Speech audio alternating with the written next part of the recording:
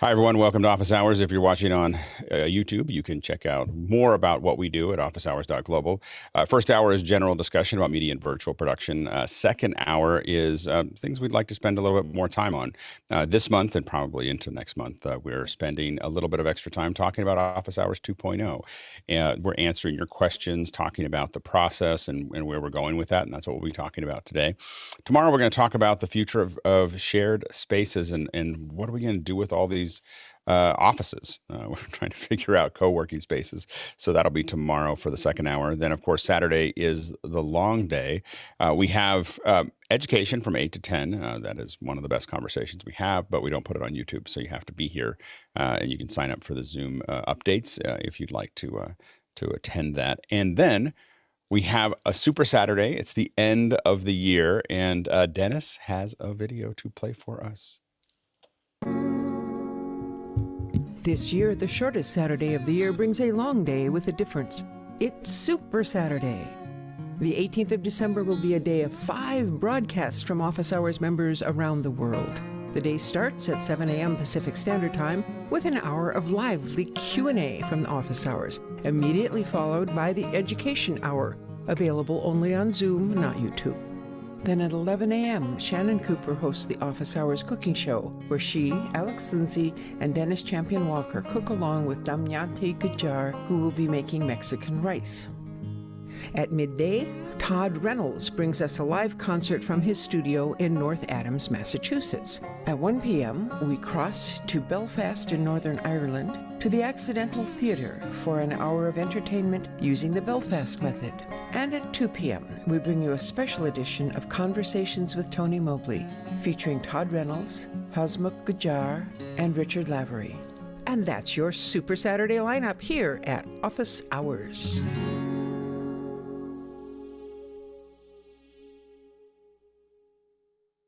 It's really fun. We're getting a different one every day. It's really good. It's like a whole different feel and run with it. It's a lot of fun with those videos. Good job. All right, Bill, let's go ahead and jump into the questions. Can't hear you, Bill. Can't hear me? There we go. We can hear you now. Okay. That's interesting. Mitchell Hill in Wilmington, Delaware. And Mitchell asks, how would you profile the viewers of Office Hours? Do you think any of the big players are watching, like Apple, Adobe, Blackmagic, and so forth? Go ahead, Alex. I can only say that I recognize one name every once in a while when we're doing stuff associated with, well, all sorts of stuff, who's part of the motion team or part of the motion part of Apple, let's put it that way.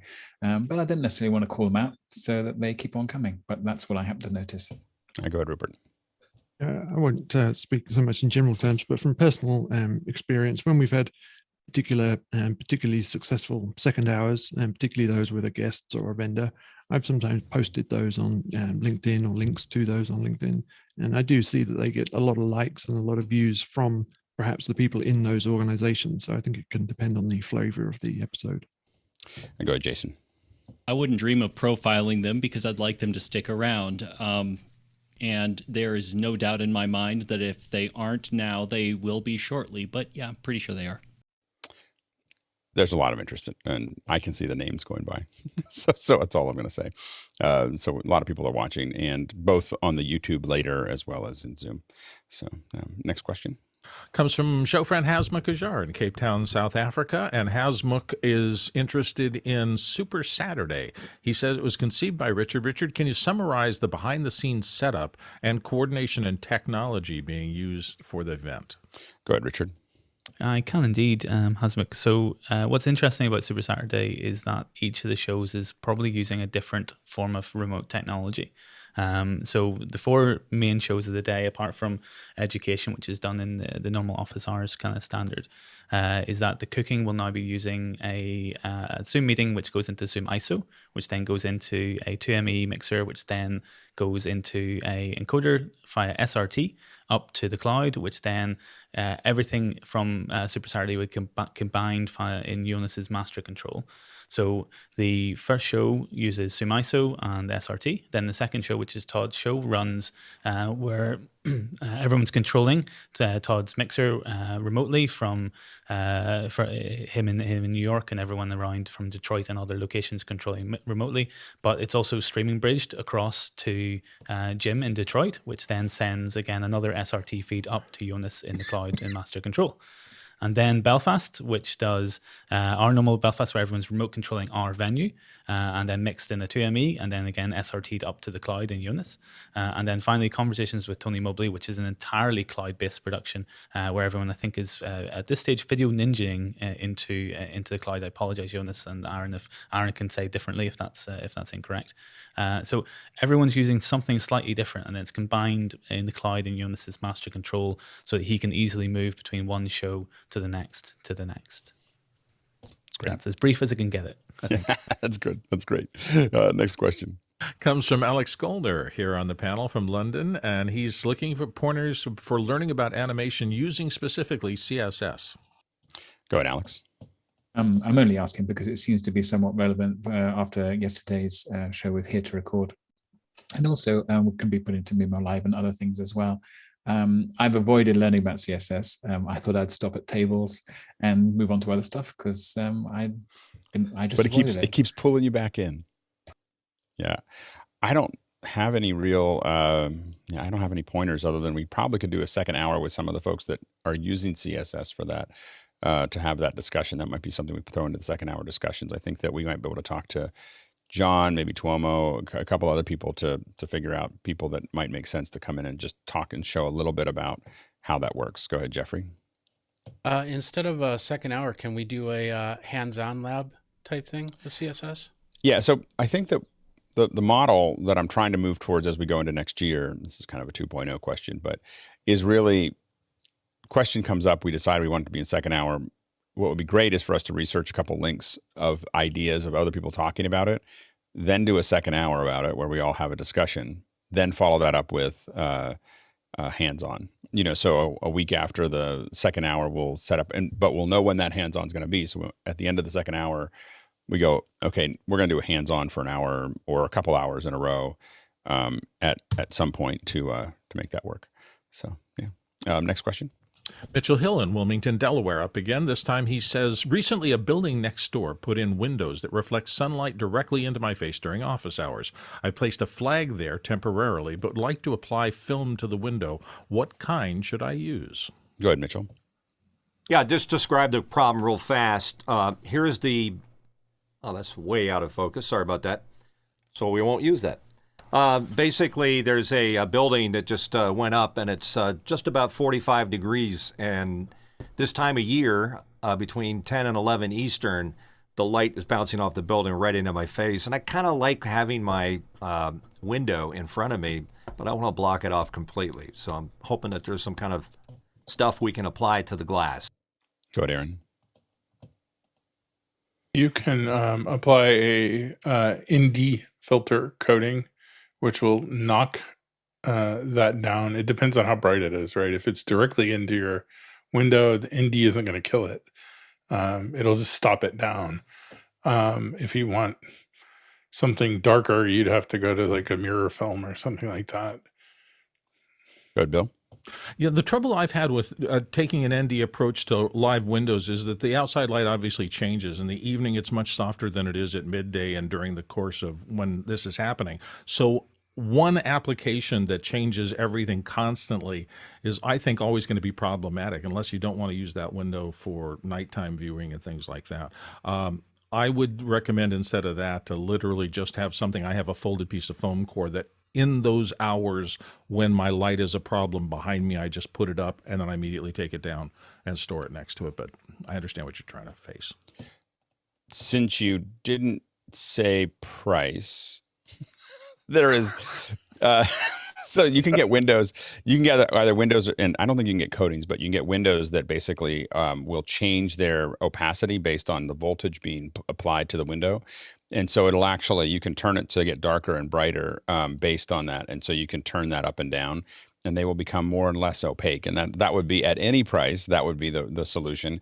Even for a small piece of that, it's going to be, more than $10. So you just have to kind of think through that. ND is another option. Remember that there's lots of versions of ND, so don't just go asking for that.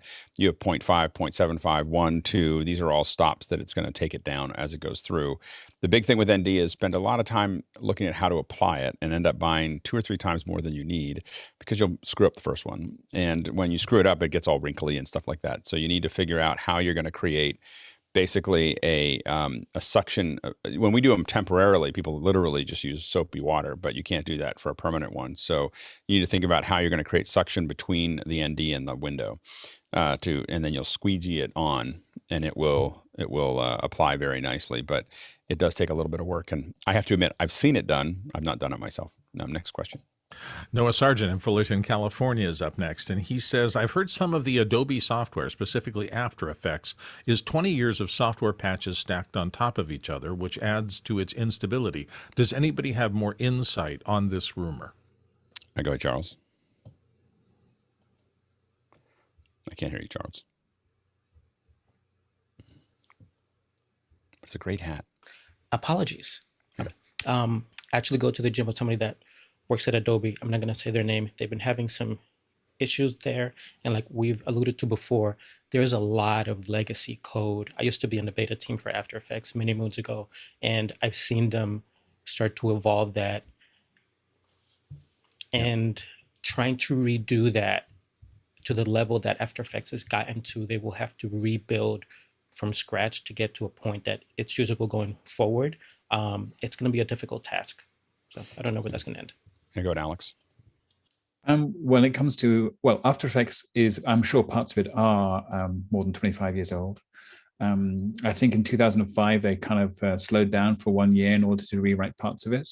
There was some marketing from Adobe around that time for both Premiere and for After Effects that we've got less features this year because we're rewriting the whole thing. But of course, that's quite hard to believe.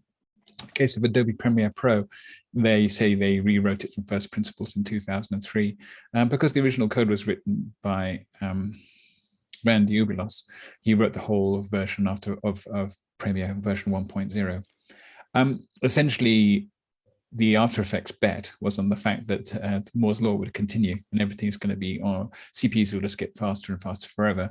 But then GPUs started taking over in the 15 years ago or so. It is possible that Adobe is rewriting Premiere right now, but just calling it Premiere Rush. Not available on Windows or Mac yet, but starting off on Adobe on iOS. And the idea is new code, re-implement everything. The current versions of Premiere Rush are rebadged versions of Premiere, just with kind of consumer features only turned on.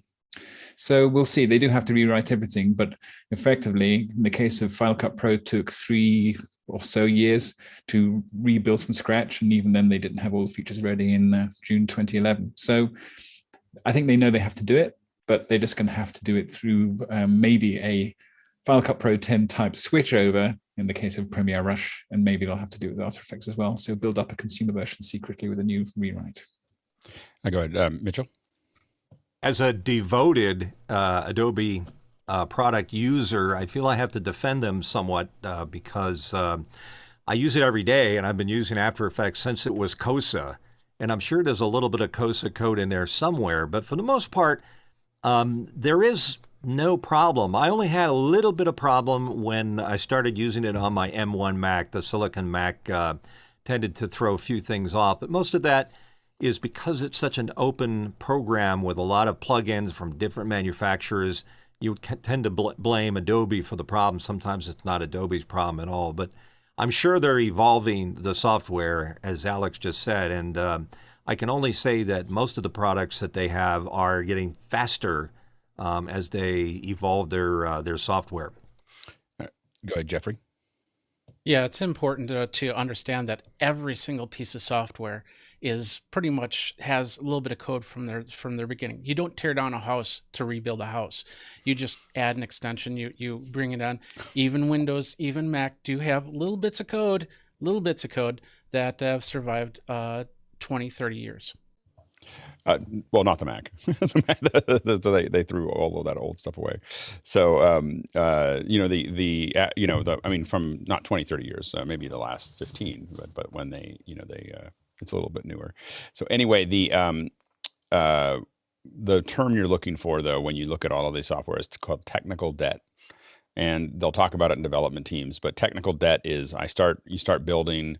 I think we had talked about it earlier, last week or something like that. But you get into a situation where you have made decisions that were made sense then. What we're seeing right now in social media, for instance, is technical debt.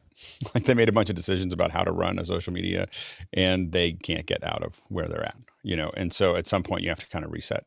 And so that's always really painful for most companies to reset, because you have current set of users that expect every feature exactly the way it is, and it's just really, really hard to update those things. And so they usually do it in sections, but it's one of the hardest things for a software company to do.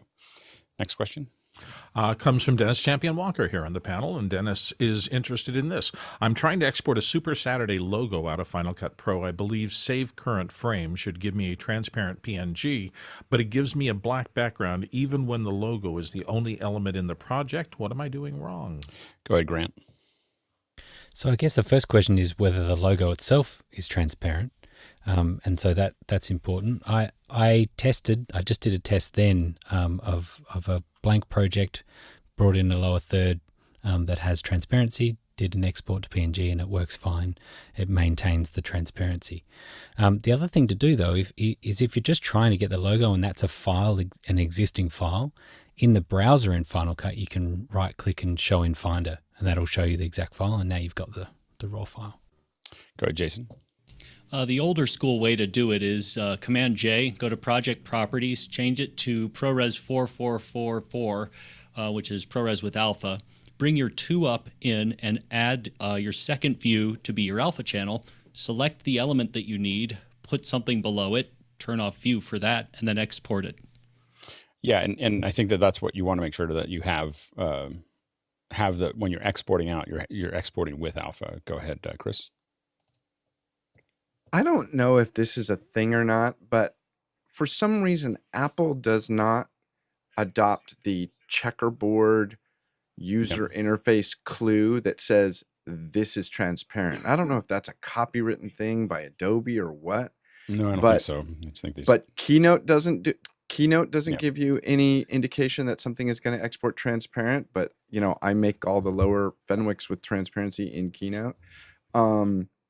And Final Cut will absolutely do it. And Dennis, I can show you how to do it in After Hours if you're interested. Go ahead, Dennis. I can't hear you, Dennis. Can you hear me now?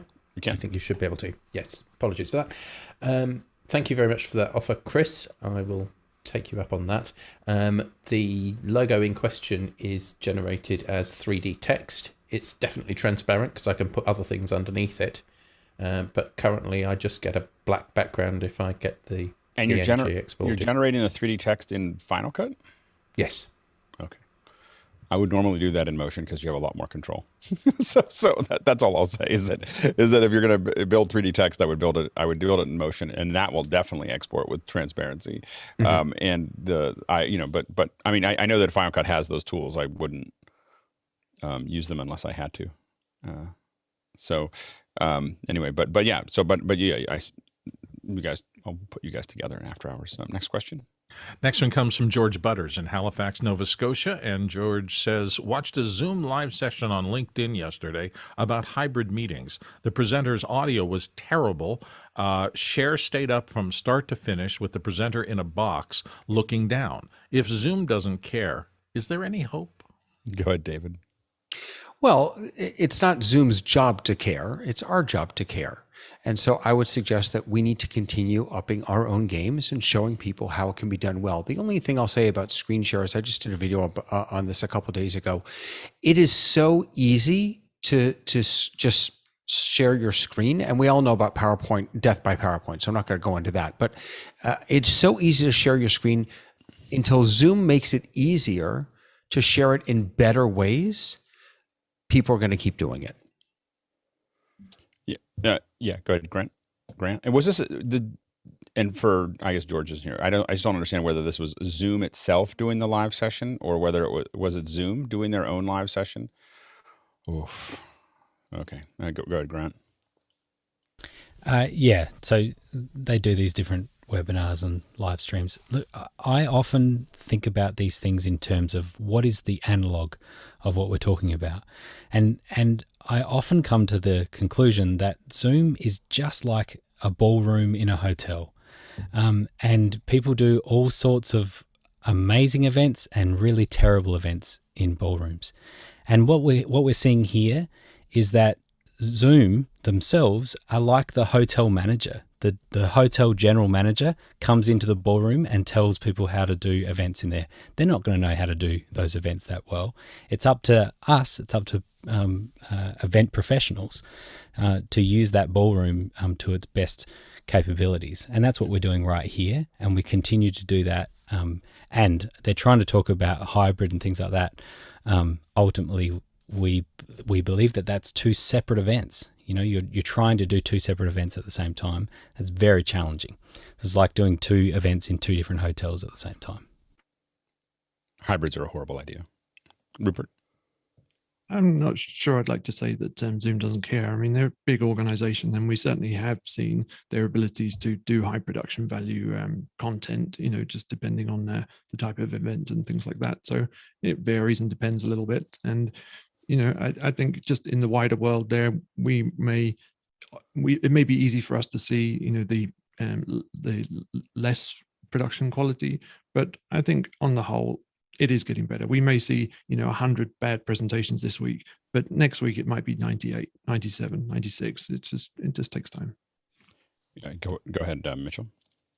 I think we live in the world of that's good enough, and people have gotten used to not concentrating so much into details. Of course, they care about the sound and the video, but that's good enough.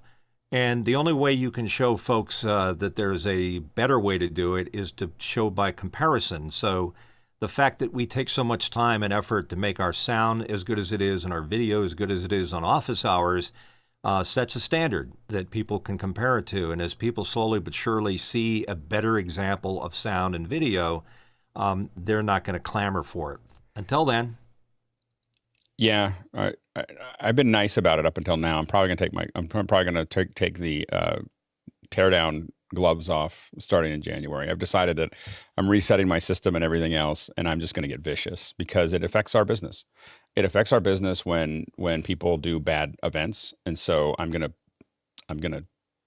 tie them to a raging mountain gorilla and run them through the forest. You know, like if people could do bad events, because it's just we gotta start pushing back.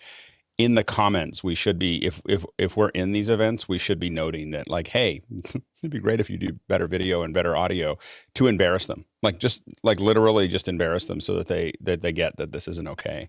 Because especially for Zoom, it's unacceptable. You know, I get that they don't have to have 35 millimeter camera, you know, Super 35 cameras and everything else, but the Zoom's culture is broken when it comes to how they present themselves in public, you know, with virtual backgrounds that look horrible and goofy mics, and it's a culture. Like it's how they enter meetings, and and I get that they think that they want to make it easy. And I have been part of this conversation since Hangouts, you know, where, you know, Hangouts are supposed to be easy, and they're supposed to be, people just turn on their web camera, and then we would put $500,000 equipment, you know, on the other end of it to make sure that it looked really good. And people were upset about that, because then people don't feel like they can do it too. That's why, you know, you're not able to, for a long time, you haven't been able to stream to TikTok Live. They're about to fix that.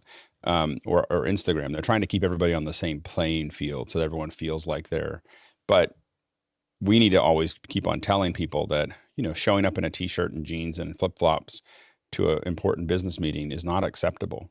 You know, like it's not okay. You know, and even, you know, even if I show up in something that, you know, at a meeting that looks casual, it's good clothing that looks casual. It's not stuff I picked up at Kmart, you know? And so the thing is that, well, maybe once it was because something wrong with the shirt. So anyway, but the thing is that, but I was upset the whole day. Like I was like, I just didn't get the cut was wrong. Anyway, so the the issue is that, we very easily go, well, this is an acceptable way to dress for a meeting, and this is an acceptable way to do this stuff. And then we think that it's okay to do virtual any way we want. And it's damaging our industry. And it's one of the instigators that I had for starting office hours was to, let's push that forward. Let's have, people aren't going to see it immediately, and let's keep it moving forward and away from something that will actually slow us down. Because next year we're going to have the opportunity to prove that virtual events are vastly superior 90% of the time than anything physical. And, like the stuff that we're working on, the stuff that I'm working on is pushing that outer envelope. And, it's not going to, it's going to be a big deal, but it doesn't get helped by this kind of shenanigans. Next question. Next one comes to us. That cycle. From Jeffrey Powers in Madison, Wisconsin. Were there any sessions at Real Time Conference that we should revisit? Go ahead, Grant. I hate to be the person who is giving a review of a book that I didn't read, but when I looked at this website, all I saw is a whole bunch of stuff about the metaverse, and I tell you, I'm just not interested in the metaverse whatsoever. It feels like it's nearly 20 years ago that Second Life came out, and it just feels like a new version of Second Life. And I don't care because we've bypassed it. We've gone to things like this. I don't want to see someone's avatar. I want to see this. And we're seeing all these amazing people from around the world in full HD. It looks amazing, and we're having a great conversation, a great connection. We don't need a legless, avatar to be floating around for that to be a good experience. Yeah, I'm going to agree with you on that in the sense that I've been playing with these kinds of things, and I love certain parts of them. I just don't think that I think that social media has this problem. I think that a lot of social, and I think that the metaverse is going to have more of this problem of empty calories in the sense that, or not even empty calories, but no calories. And I talked about this, I think yesterday, which is, the best way to kill ants is to feed them sugar and then just start mixing in Splenda until it's all Splenda, and they'll just starve themselves to death. Because they can't tell the difference. And so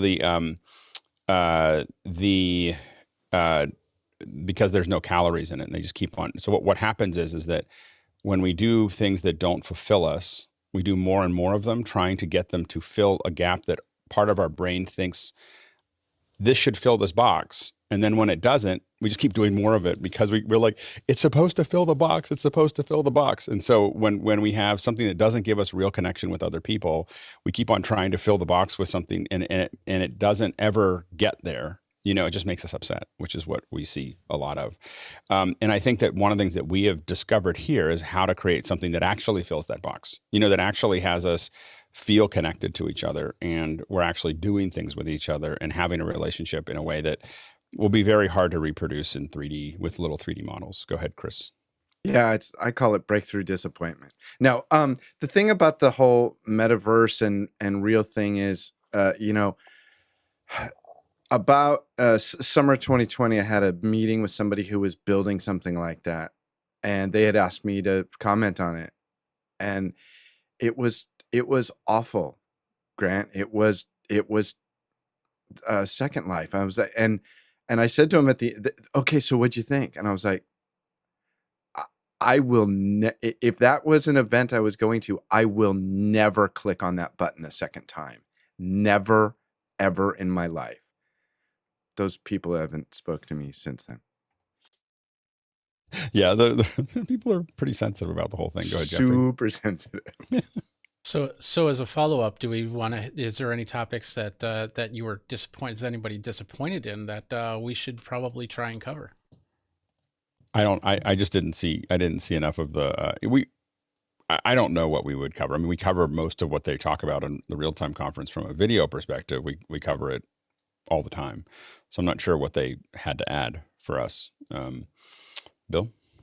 I just wanted to comment that I agree wholeheartedly with every single thing that's been said here. I believe the human-to-human connection is the most important part of all this. But I do worry a little bit because we've got now generations of kids who've grown up in Animal Crossing and role-playing games and the rest of that. And I just am a little bit concerned in the back of my mind that there are so many people for whom the lure of alternate reality has been conditioned in them. I hope we can, things like this show can continue to push people back to being real, to seeing real people, and to kind of pull some of that back from these earlier generations that have been conditioned to it for so long now. I mean, I think eventually it'll work. I mean, the simulator that we're in all the time, it works seems to work really, really well. so eventually we'll get there. It just or we got there before. All right, next question. Next question, moving on to Todd Whitney, I believe. And Todd says, I don't have the budget yet to invest in electrosonics or comparable gear. I'm considering the Sennheiser EWG4 512P with an MKE2 lav and the Sony UWP212 systems for videography. Anyone have firsthand opinions on the pros or cons of either of those systems? I go with Jesse. Yeah, they're pretty different, but the Sennheiser G3, G4 series is probably the most common. I use those a lot, and people are very familiar with them. So if you're working with other folks, it's a good way to go. The Sonys have, on the receiver, they actually have space diversity antennas, so their performance is actually a little bit better as far as the wireless performance. But the menu on the Sonys is not great, and the support probably is not as great as the Sennheiser. Also, the microphone input is wired differently on the Sonys, but if you have Sony cameras, there is a hot shoe adapter on the receiver that you can use so that you can go wireless to your camera. So if you're in that Sony environment, you might want to go with that. Go ahead, Jason. Yeah, the Smart Shoe on Sony is wonderful if you can use it. The one thing I wish the Sennheiser had was a headphone monitoring jack, so you could just stick an earbud in and be able to use it. In my opinion, though, the Sennheisers sound better. Next question. Jens in Sandpoint, Idaho is next, and Jens asks, what audio or video adapters have saved your bacon and now permanently live in your bag? Go ahead, Grant. Yeah, about a year ago, I picked up this video adapter that's awesome. It's called an ATEM Mini Pro, and it's really great for getting video into my Mac. And so I travel with that. It works great. But seriously, I think that I bought a CalDigit TS3 dock, the Thunderbolt 3 dock. And I've heard mixed reports about it, but my experience has been great on my MacBook 16, and I slip that in the bag, and then I can just connect everything to that. Inevitably, I'm setting up somewhere and then walking away at night and then coming back, and I can set up multiple monitors, have it all there. And then the last thing that I love is a USB-C to Ethernet adapter with USB-A ports on it, so like it has 3 USB-A ports and an Ethernet adapter. Kind of gives me everything I need and gets me out of trouble. And I left it home a weekend ago, and I spent 2 hours walking around shops trying to find one, and I just couldn't. And so it's become even more important that I carry it with me. Go ahead, Rupert. I'm going to mention just a couple of things. First of all, this HDMI to DisplayPort cable. It's not a combination that you often find. This takes a HDMI output from a source and converts it to a DisplayPort display, so a DisplayPort monitor. If you end up in a situation where you've been presented with a DisplayPort monitor and you need to get an HDMI input into it, this is not a combination that you find every day. And so it's always keep a few of those around. And then this is a crash card adapter. This allows you to walk up to a headless server and use a laptop to emulate a keyboard, monitor, and mouse. It is priced accordingly, but it does save your bacon. That's awesome. Jesse? I mean, the honest answer is all of the adapters. I go with the toolbox of audio adapters and a toolbox of video adapters to every gig. But just for fun, this one has come in handy quite a bit when people walk up to you and say, I want to play some music from my phone. Mm-hmm. It's a Lightning to 3.5 millimeter. Yeah, absolutely. Mitchell. I like bacon, so I'm going to save it. For audio problems, a Henry Matchbox seems to do it because it invariably comes down to an unbalanced to balanced or some kind of a switch across power services which cause hum. And then, of course, for video, decimator is a necessity. Yep. Go ahead, Jeffrey. I have a plethora of things in my bag, but two things. I just bought these the little converter cable and Andy just suggested, because I'm doing the Zoom ISO, to put these at the end of all my cables. So every time a video comes in, it's going to be at 1920 by 1080. But the other thing is not really a real cable, but more of the cable clip. I found a clip that actually clips to the side of a table, so the cables can hold where they need to go, so they don't get pulled out of any type of device or anything like that. That's great. Yeah, for me, lots and lots of audio turnarounds. So like XLR, male to male, female to female. Those are what we tend to call gender benders, just to make sure that you can get from one place to the other. XLR to TRS, TRS to XLR, all the different flavors of those. I usually have those in there.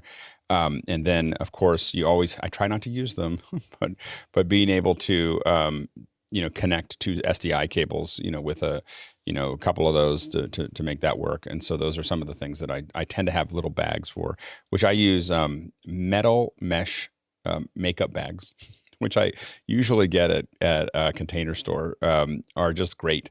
I don't know why. They're durable, they're small, and I just have little packs of them for everything that I need when I'm out on a gig. And yes, as Jesse said, all of the above. Like we have typically what we call a crikey case.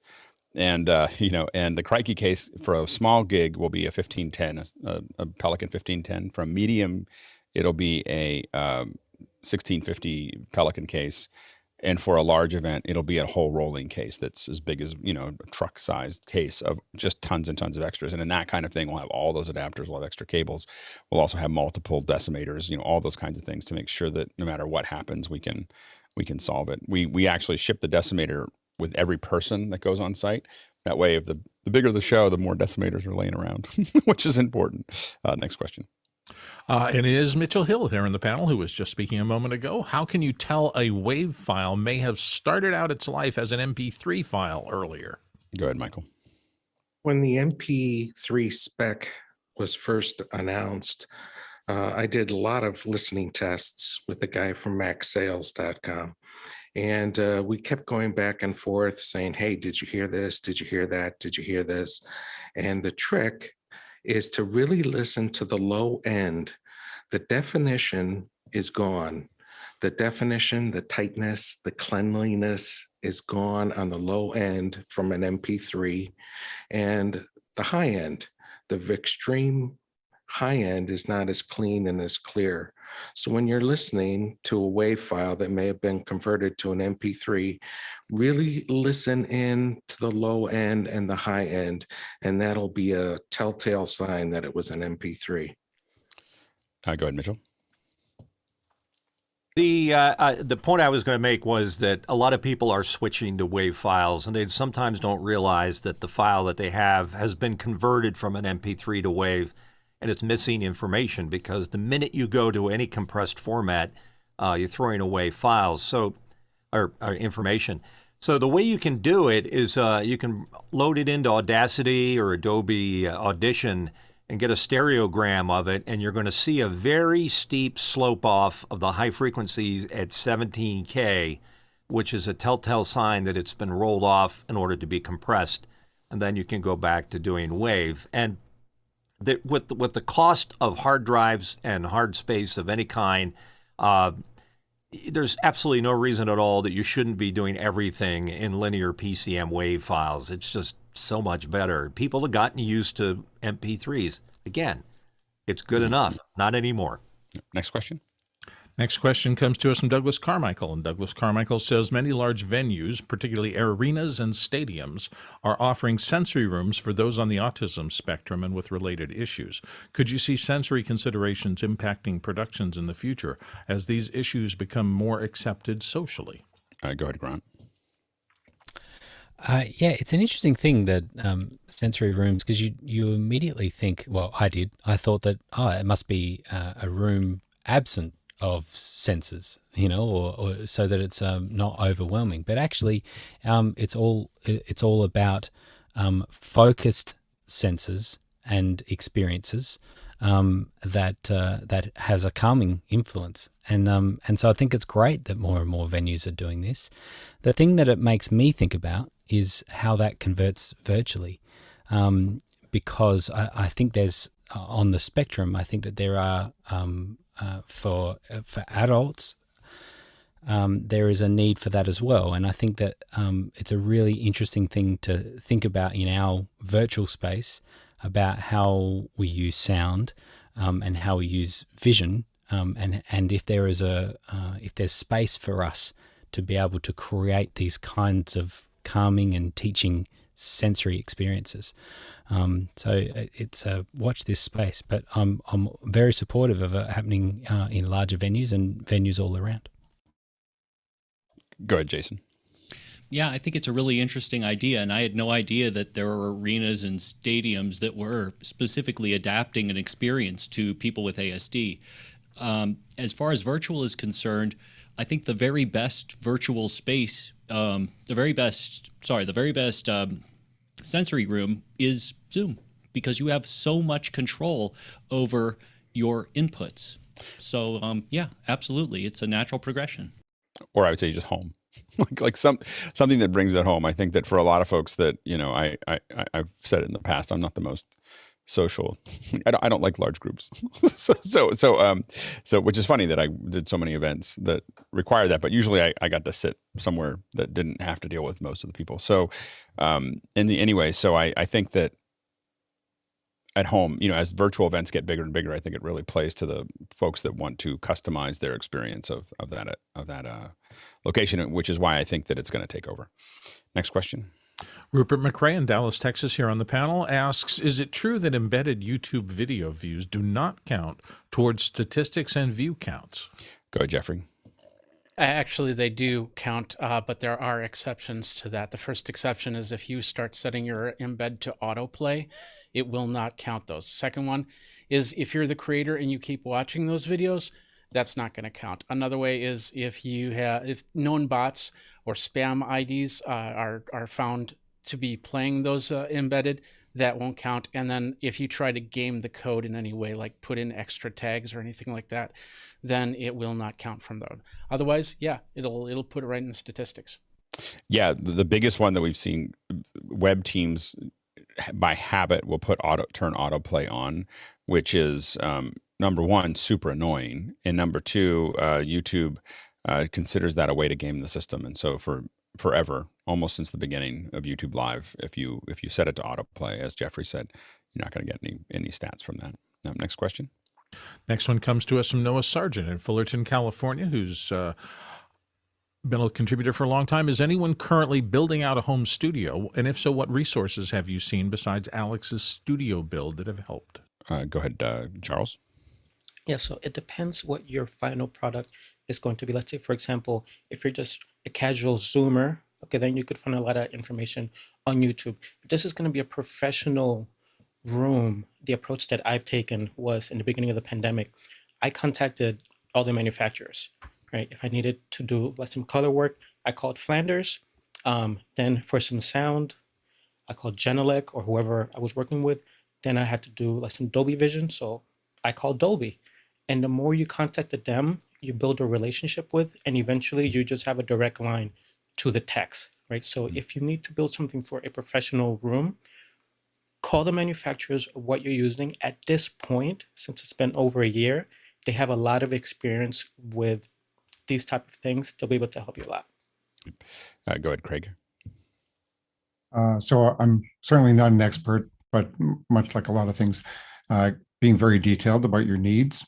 So whether it's just you or you're going to have multiple people, whether you're going to have temporary situations where you need to build it up or tear it down, or do you need telestrator? Do you need a teleprompter? All those sort of things. Be as detailed as you can on the needs before you start designing. Otherwise, you'll have to redo a lot. Go ahead, Mitchell. Whatever you think you're going to want to use it for 2-3 years down the road, you're going to be using it for something completely different. So you need to sort of anticipate. So let's go back to the basics real fast. A good wall treatment and a good ceiling treatment. And again, I'll make it real quick. I've got a audio carpeting material that allows me to add things to it.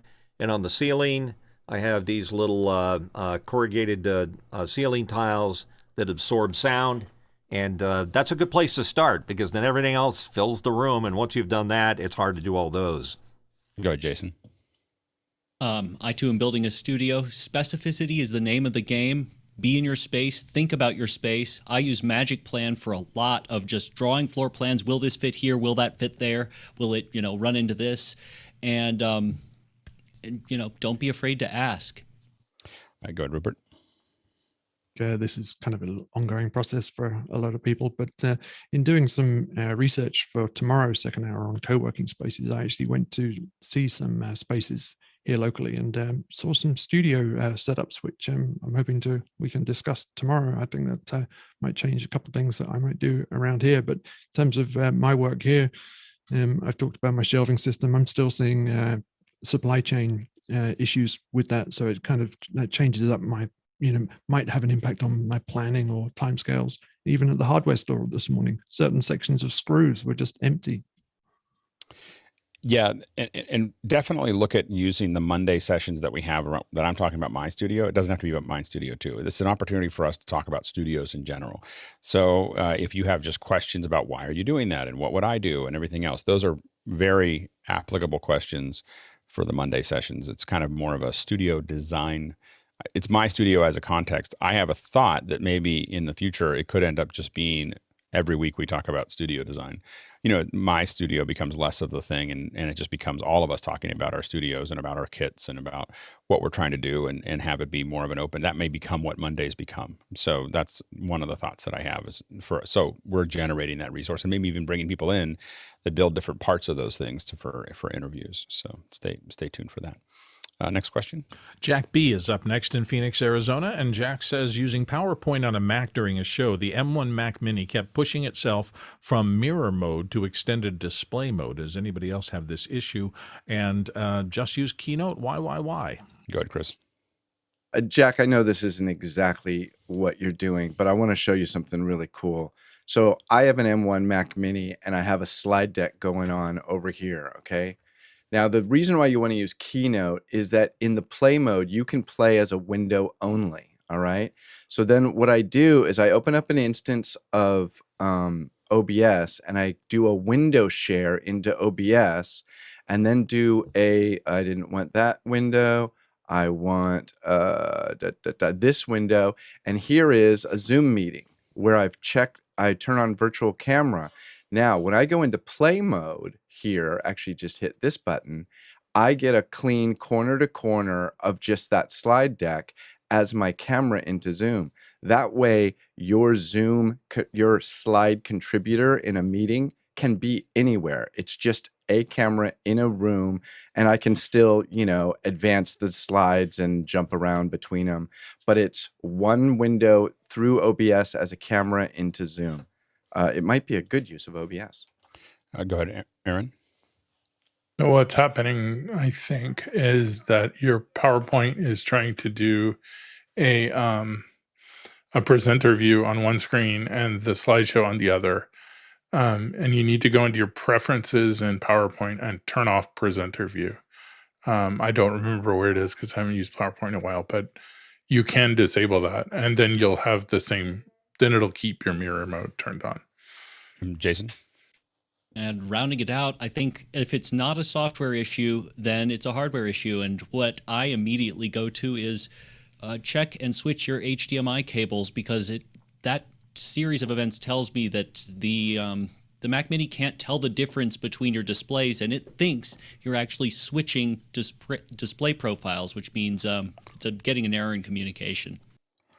And finally, to part of your question, if you're taking other people's PowerPoints, the easiest way to and you don't have a lot of time, the easiest way to present them is to continue to use PowerPoint, because especially if they start creating transitions and all kinds of other stuff, that it'll be hard to get it to work correctly in Keynote. If you have time and your client is not sensitive to not using PowerPoint, we have some clients that don't like that because for a lot of business reasons. And so then we tend to move them to Keynote if we have time to do that. If you're building your own slides, you should absolutely use Keynote. Not using Keynote on a Mac for your own slide decks is kind of like having a Ferrari in the garage and then taking out a tractor to go, to drive around. That's about the difference between the two when it comes to presentation. As someone who's built presentations in almost every platform known to man over the last decade, Keynote is so much better than the other ones that is absurd. Like, and it continues to pull away, nothing's catching up. So the thing is that is I would highly recommend, if you're building your own, to try it out, because it's pretty nifty. Next question. Next one comes from Joshua Minden in Madison, Wisconsin. And Joshua says, would the panel suggest a shotgun mic for a small 10 by 12 foot studio space as a good value between $100 and $300? Will be used above and below the shot in a talking head situation. And let's try to move through this one pretty quickly. We've got a lot of people ready to answer it. Go ahead, David. Did we lose David? Go ahead, Richard. Yeah, I would tend to recommend that at the entry level, an NTG4 or an NTG5 from Rode. They're really, really good. If you can go higher, then a Sennheiser MK-EH416 is ideal. Go ahead, Jesse. You can probably get more bang for your buck with a hypercardioid mic rather than a shotgun, so you might look down that route. Go ahead, Jeffrey. Two microphones I have: IK Multimedia iRig Mic Video. It's it's about $129, does 24-bit. It is a plastic case, but you can connect it up via different types of USB, or you can hook it up into a camera easily, and it's small enough to put in a corner if you need to. The other one's the Audio-Technica AT875R, which is about $169, and that's an XLR microphone. Go ahead, Mitchell. I'm a traditionalist, an MKE 600 from Sennheiser. Go ahead, Bill. I'm with Jesse in that hypercardio would probably do you better, but it's going to be hard to find one in that price point. Just remember that any tight pattern is going to shoot past the person speaking. So if you're pointing up, watch out for HVAC vents and things like that. And if you're pointing down, watch out for hard floors. Yeah, the only thing I'll say about shotguns in small studios when you're trying to use them is that if you're going to do it for an interview that you're going to do in post, it's fine. When you're doing it, if you're going to do it for live, you do want to think about something that's going to give you something like noise assist or something. They just pick up a lot of air, and it's just one of those things that it's nice to be able to, you're either going to want to filter that out later, or you're going to want to have something that'll filter it out live. So it's just something else to think about. Next question. George Butters in Halifax, Nova Scotia is up next. He says, sharing PowerPoint over Windows. The sharer enlarged the cursor in the Windows settings, but when the slides were started, the cursor reverts to the tiny invisible Windows default. Is there a fix for this? Go ahead, Grant. Yeah, I've seen this a few times. It can depend on whether you're in dual screen mode or not, because in PowerPoint, when you hover over the preview in the presenter view, then it will show the cursor on the main screen out, and it will be tiny. But you can use things like the laser pointer function on Windows. They don't have that on Mac in the PowerPoint version for some reason, and that actually can work quite well. But the other thing to try is, if you are using it in dual screen mode, is to move your mouse over to the main screen rather than be using the preview in the presenter view. Next question. Craig McFarlane in Boston is up next. He says, what have you saved up to do during the typical slowdown at the end of the year? Go ahead, Charles. I need to continue working on the Atmos for the speakers, something that I just kind of pushed off to the back because it's not my daily thing, but I have a project coming up for next year, and our director of the project was I need you to hear what I hear so that you could do the color. And I'm like, okay, So that's a part of the process. Now, are that you I'm doing going now? through. The big question is 514-714-916. What are you? Where are you going? Stereo. The plan it mono. No, the plan is 514. Right now, I have the speakers. 6 of them are just on the floor. I have 4 up right now, and then the sub. The only issue, the main issue that I've been finding is getting a one U deck to pipe out to all the speakers. I actually spoke to Dolby, and they suggested a couple of things. So now I'm trying to find those because they're really hard to find right now. Yes. Yeah. Go ahead, Grant. Nope. Mitchell.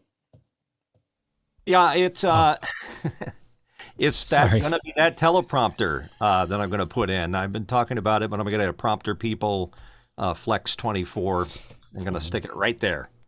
It's great. Grant, did you want to say something? Thank you. Yes. Yeah. It's 2:30 in the morning. Give me a break. I was like, I don't remember saying yes to this question. What? I was like, well, your name's there. All right. So to the point, it is slowing right down to where my brain's not working at all. I tell you what I do at this time of year is the Mac OS install, and I always do a clean install. So I'm waiting to do my Monterey. And so it's gotten easier and easier because so much is stored in the cloud now. And so you kind of just do this clean install, makes the machine run amazingly, and then you just install the apps and log into the things, log into all the cloud accounts, and everything just syncs. But I do have a 7 terabyte Dropbox account, which has got a bit unruly, and so I need to do some work on that as well. Next question. Craig McFarland back again from Boston with, when working to upgrade a group of individual audio video for conferencing, individuals audio video for conferencing, would you recommend one-to-one sessions or small group sessions where they might learn from others? Go ahead, Rupert. I mean, it can depend, and I think probably a blended approach might work, but it will depend on the levels of seniority of the people you're working with, then how large the groups or the amount of people you're dealing with, and their technical ability. So you may want to provide some pre-recorded tutorials or things like that they can self-serve and maybe look at some of that stuff. Maybe run some group sessions by invitation. It's very important. If you're going to do it in group setting, it's important that the people coming to that group are open-minded. If you've got different sort of cultures in there, that might not be so successful. But ultimately, the one-on-one approach will allow you to fine-tune all those guys right where you want them, hopefully. Jason, real quick. Having done it both ways, I'd say one-to-one every single time if you have the time and the budget for it. Yeah, go ahead, Chris. I thought the same thing, Jason, until the first time I was forced to do a group, and I started talking to the first person, and I noticed person number 2, 3, and 4 start to make the same changes. And so it actually saved time by doing them together. I didn't think it would. I thought it was going to be an absolute nightmare. So doing it together, and not to mention the fact that it gives them, they're probably from the same company, or at least in my case, and it gives them a little time to be social. I actually like doing small groups, not too many, but a small group is great. What we like to do is have we like to do it individual for each person when we get them set up. Now, we're working with a lot of people that are high level of executives that aren't in the same company, and they're interacting with each other, and there's a peer friction that occurs. Them looking stupid in front of their friends makes them very upset, and so in front of other peers, they get very tense, and then it's hard for us to fix things, because we just need them to be okay with looking stupid when they first get on, because they don't know what they've done. And so we just need them to do that. And we tell them, hey, this is the way it starts for everybody. Let's work on through this. You spend a half an hour with them, or an hour, or whatever. Then we have a group pre-show session the day before, 2 days before. They're all together. And then we tune everything so it all looks good. But then they all feel good about it and everything else. Then you do the show. I mean, for most of the things, that's the direction we like to go. Next question. Nathan GS in Singapore says, looking to mic up 4 Zoom presenters using wireless lav systems for a single cam close shot, like in an interview. Trying to stay away from 2.4 gigahertz systems like the Rode Wireless Go and Ceramonics. And he's looking at the Shure SLX-D system. Any thoughts about that? Go ahead, Jesse. The key word there is interview. So if it's a sit-down interview, just put a mic on a stand and use a cable.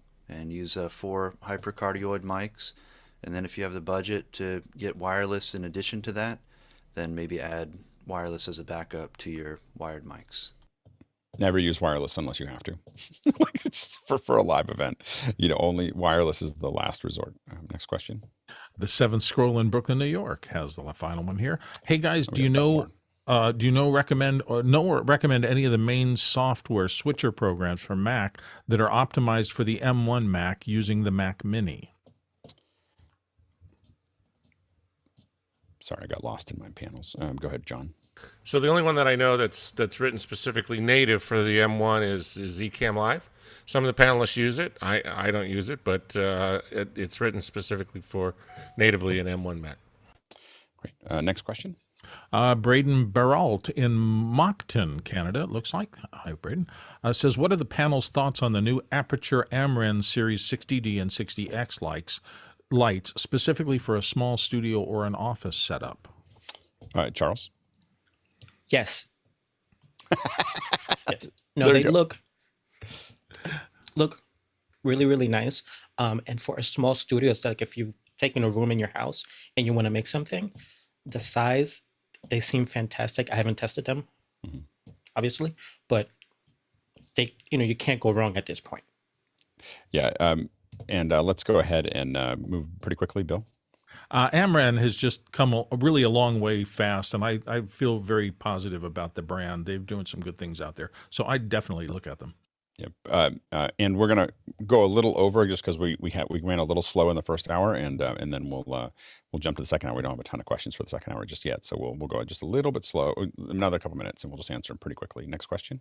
Douglas Carmichael is up next, and he says, I'm in the beta testing group for a major audio software company and have a close relationship with them. If I am building a studio for work with clients, should I avoid using beta software even if it has critical features like M1 support? I think it just meant it. Oh, go ahead, Aaron. I wouldn't. I think you need to judge that on a case by case basis. There's no absolutes here. If you need the thing if you absolutely need the thing then use it, and evaluate its quality beforehand, and understand the pitfalls. Right. Yeah. I think that I agree with Aaron that it depends on how much you've tested it and whether it's beta or not. I've done lots and lots of stuff in beta, but it's been pretty stable beta. And but on really high profile events, no, because I don't want to explain to a client if something went wrong, regardless of whether it was the beta or not. It puts you really close to the front of the bus. Next question. Next one comes from Douglas Carmichael, and Douglas asked, what have your experiences been working in countries like the United Arab Emirates with internet censorship regimes? Have state-based filters ever caused issues for production in those countries? Go ahead, Aaron. I've worked in lots of countries with state-based filters. Not really had any huge issues. There are usually ways to get around, or you can collaborate with them and figure it out. It just depends on the event. Go ahead, Rupert. Yeah, I've certainly been in environments where getting the connectivity you need or the protocols you need into or out of that environment is prohibited, basically. And of course, one gets asked to find ways around it, and really and truly, you cannot do that without the right authorization. For corporate events, I'm trying to think how to say this. For corporate events, I will only work within the rules. So we find out what those rules are. We figure out how to execute them perfectly. We work with partners. Like if we're going in and out of China, we're going to work with a Chinese partner that is going to do everything officially and make everything work and make sure that it works. Because people are, for a corporate event, you want to make sure that it doesn't get taken down in the middle and it affects branding and all those other things. There's definitely things that you might want to do to help move things forward that sometimes are less official. And at that point, you just know that you're in a different space. Next question. Kenny Hampton in Greenville, Illinois says, enjoyed Here to Record yesterday, downloaded software, but my MacBook Pro with Catalina does not want to open it as it cannot check for malicious software and to contact the developer. That's what it flags. Any suggestions? Go, Jason. You need to add a Gatekeeper exception. Go into Finder, click on Applications, right-click on the app, and then click Open specifically there. It reverses the OK to mess with you. Read your prompts, and you'll be fine. The other thing is that you can just, after you've opened an app and it doesn't let you in, just close that and then go into Preferences, and you go into Security, and in there, it'll literally be, the app will show up and say, do you want to open this anyway? And you go, yes, and then at that point, it'll let you open it. But I think Jason's might be a little bit more direct. Next question. Jason Robert Shaw in Sarasota, Florida says, panel talked the other day about the Facebook portal losing its 720 bump.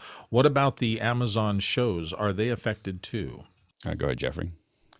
Not sure about the shows, but the reason panel's still doing the 720 bump. It's just that it's just that Zoom is now allowing more people to do 720 natively, and it's, if you've got an older version, they haven't done the upgrade yet, then the portal bump will actually work.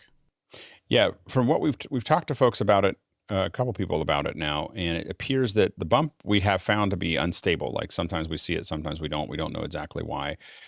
What we have found though is that if you have a pro account and you call and ask for it, you'll get upgraded to 720. 1080, you need a business account, and you need to have a good reason for it, and you need to have a certain number of viewers that would be able to handle it. Like there's a whole bunch of decisions that Zoom goes through to make that 1080p decision. But the 720, it appears that once you have a pro account and you make you file a ticket, it seems like they're doing it. What they're doing is basically saying, if you don't know the difference, we're going to give you 360 because it's less expensive and it's easier on the internet.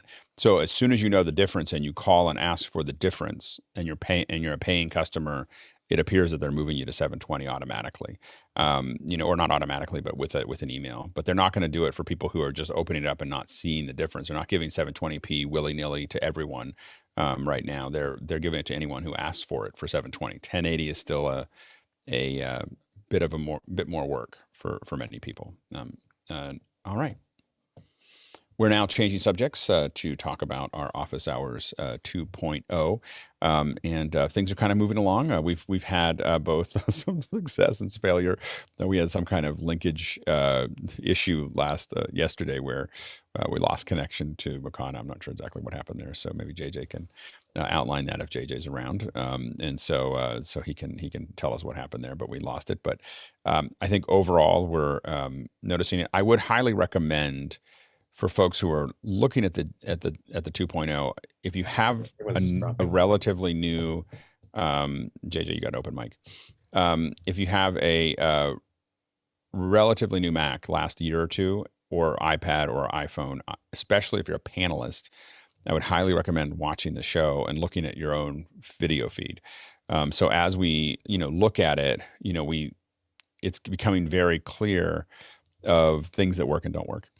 So there's definitely higher contrast in the frame is actually, for the most part, looking much more higher contrast in 2.0. So for instance, Bill looks very, very high contrast, where it's very black and very bright, and it probably doesn't work as well.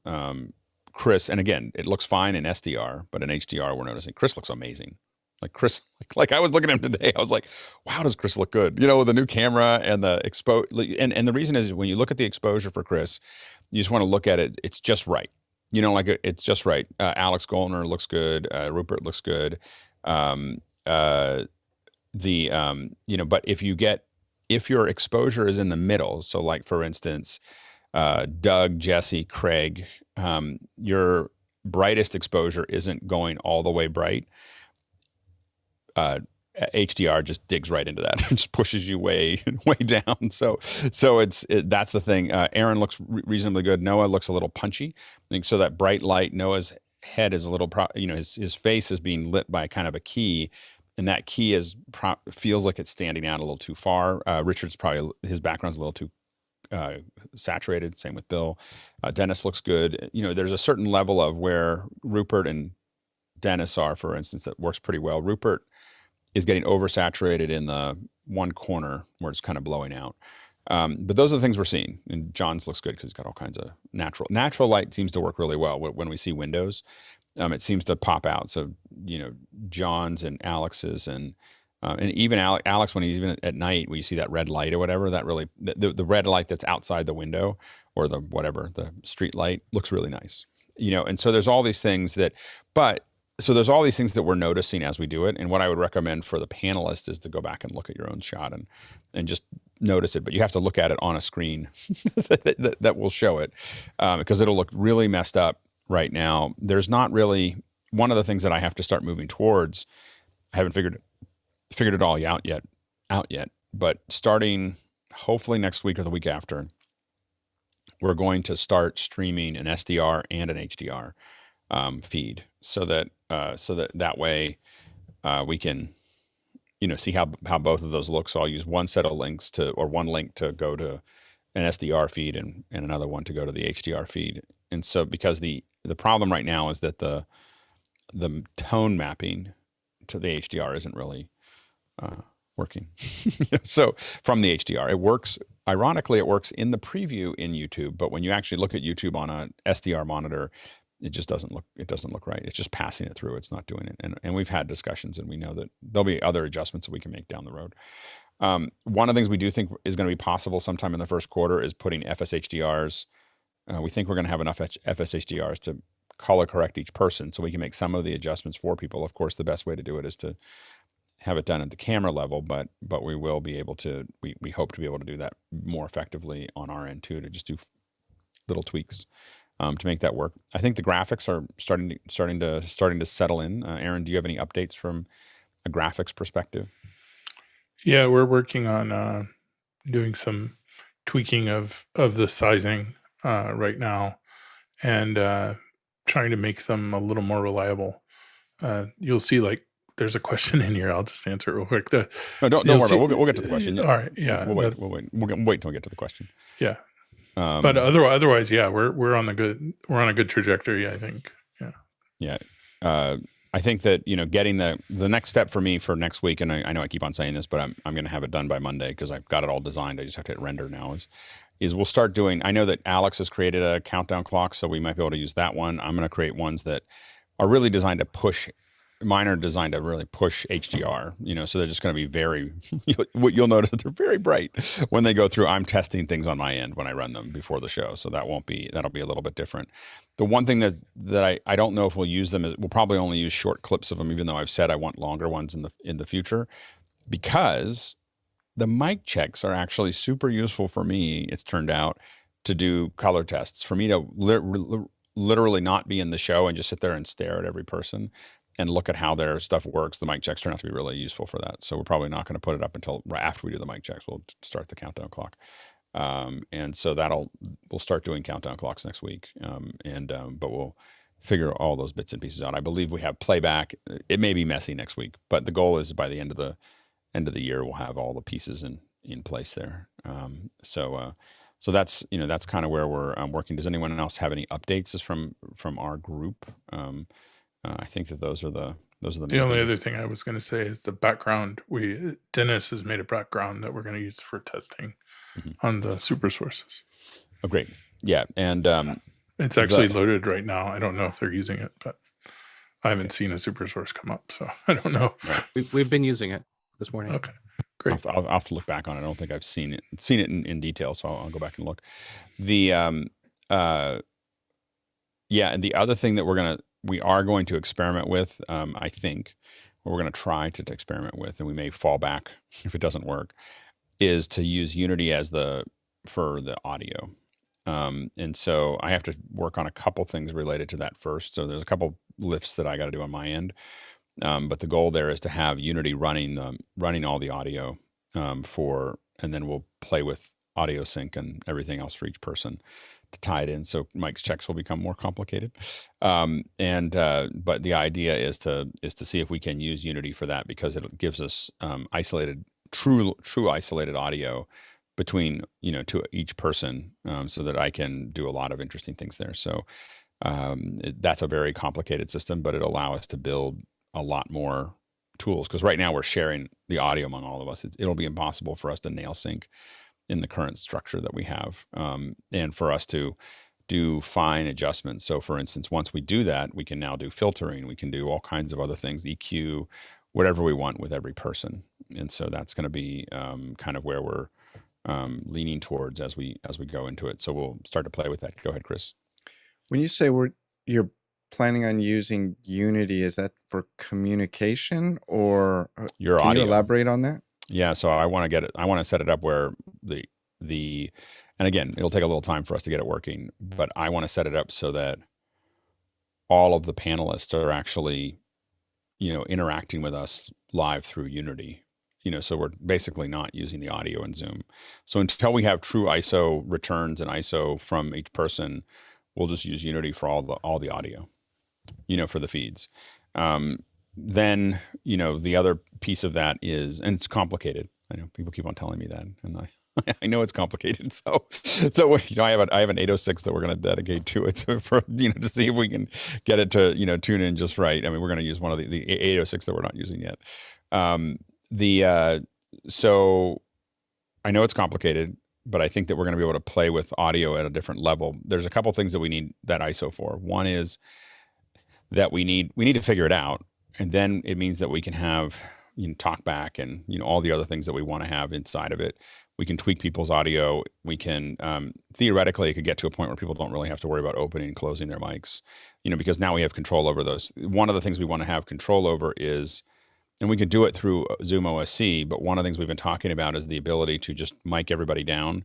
So when I go ahead, Chris, when Chris is live on the 2.0 feed, it automatically, except for the host and possibly the reader, it automatically pushes everybody else down. Like it's just, you can't interrupt. Like you can't actually have an open mic, or you can't have, all those things. And it just automatically just moves between them to basically allow for that process. Yeah, go ahead, Chris.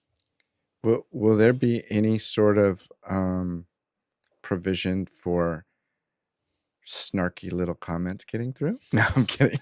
No, see, that's the whole reason we're. Fenwick, this is eliminating it's the snark. Fenwick, Come on. It's the Fenwick filter. I'm out later. So we'll see how it goes. I mean, again, these are all things that we're kind of working on. The other thing that doing this allows us to do is we do think that there's a future somewhere in the not too distant future where we're doing the show in 5.1. If you think about the super source, if we have individual feeds and we know who is coming next, we can literally place people's audio in 5.1 based on where they're sitting, where they are in the super source.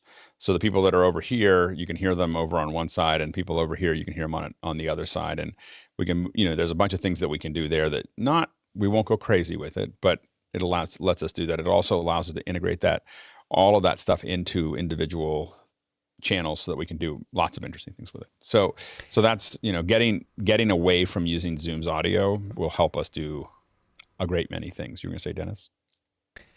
Yeah, so I was just about to demonstrate the super source, which you will now see in 2.0. With the background on, we can bring a question up into the space at the bottom, and in theory, I saw that super source. Yeah, in theory, that should automatically update to reflect the panelists with their hands up. We're having some trouble with it today, and JJ's been having to put people in manually where the system hasn't found them. Yeah. And then the other thing, with that super source, I think that I did see that go by. The issue with that super source is that it doesn't really take into advantage the HDR that we're working with. We don't want the super source to be really bright, but we want elements of it to be really bright, to stick out, and to have us feel like we're getting something that snaps out of the system. Also, it moves a little bit fast, so it's a little distracting, and moving that many pixels around makes compression more difficult. So you'll notice that it does a couple. There's this happy medium where if you move too slow, the temporal compression will start to jerk because it doesn't think there's not enough moving in the frame to create more data. if you move too fast, then it's just all that data has to be reprocessed in the temporal compression. So it actually undermines the folks that are in the front. So I think that what we want to think about is kind of a still with some pieces moving, rather than everything moving. You want something that is like I always think of it as like a circuit board or something like that, with little things like little pieces moving behind it somehow.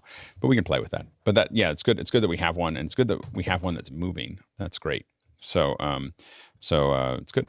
It's good. So we're trying to figure out, dancing with the whole HDR requirement is something that we're going to have to keep playing with to make that work. Let's go ahead and jump into the questions. Sure. Douglas Carmichael has our first one here. He says, what would you think of a PCX-like VPN system where office hours members could access labs remotely if they are interested in exploring different areas? We're going to do more in that area. I mean, one of the things that I wanted to, Jonas isn't here. I keep hoping to send Jonas an email that what I really need from one of the things I need from Playback is the ability to sync all of the Raspberry Pis together so that you just hit play once. And you could theoretically build a code to do it, but it would be great if it was in the app where it just said, watch this other one and do what it does. And the reason I want to do that is so that we can record, this is just an example, we can record a whole bunch of ISOs and then have the playout be just doing loops, through these Raspberry Pis into a switcher. And then you can just learn how to switch by logging into the switcher and just cutting, and you could just, see how that looks. And so those are some of the things that we want to kind of, that's a good example of using VPN to make that work. Next question. Noah Sargent is doing some future prediction here and wonders, from Fullerton, California, what can office hours look like in 5 years? Go ahead, Grant. Did we lose Grant? It was late. Go ahead, Rupert. Well, 5 years is a long time, especially, but on the other hand, it can go by quickly. I think really office hours hopefully will be at the bleeding edge of wherever that takes us. I just hope that in that time, what I'd really like to see is most other meetings having caught up, most other events having caught up, hopefully not as long as 5 years, hopefully sooner. Go ahead, Chris. This is more short term. In the super source, maybe within 5 years, we could, or not the super source, but the gallery, we could have room for the question. That probably shouldn't take 5 years.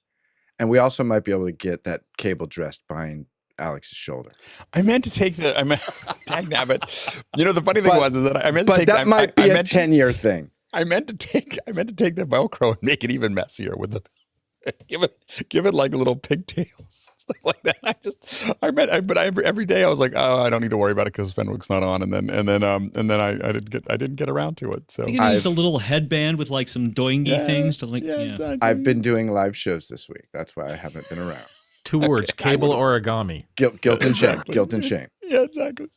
I think that when we look at 5 years, I don't know what's going to happen in 5 years. I mean, I'm surprised that we're still doing this. But I think that things that we want to think about is, number one, is that the quality that we're playing with now, I think that there's no reason why we can't get to 4K 60, in the transmission.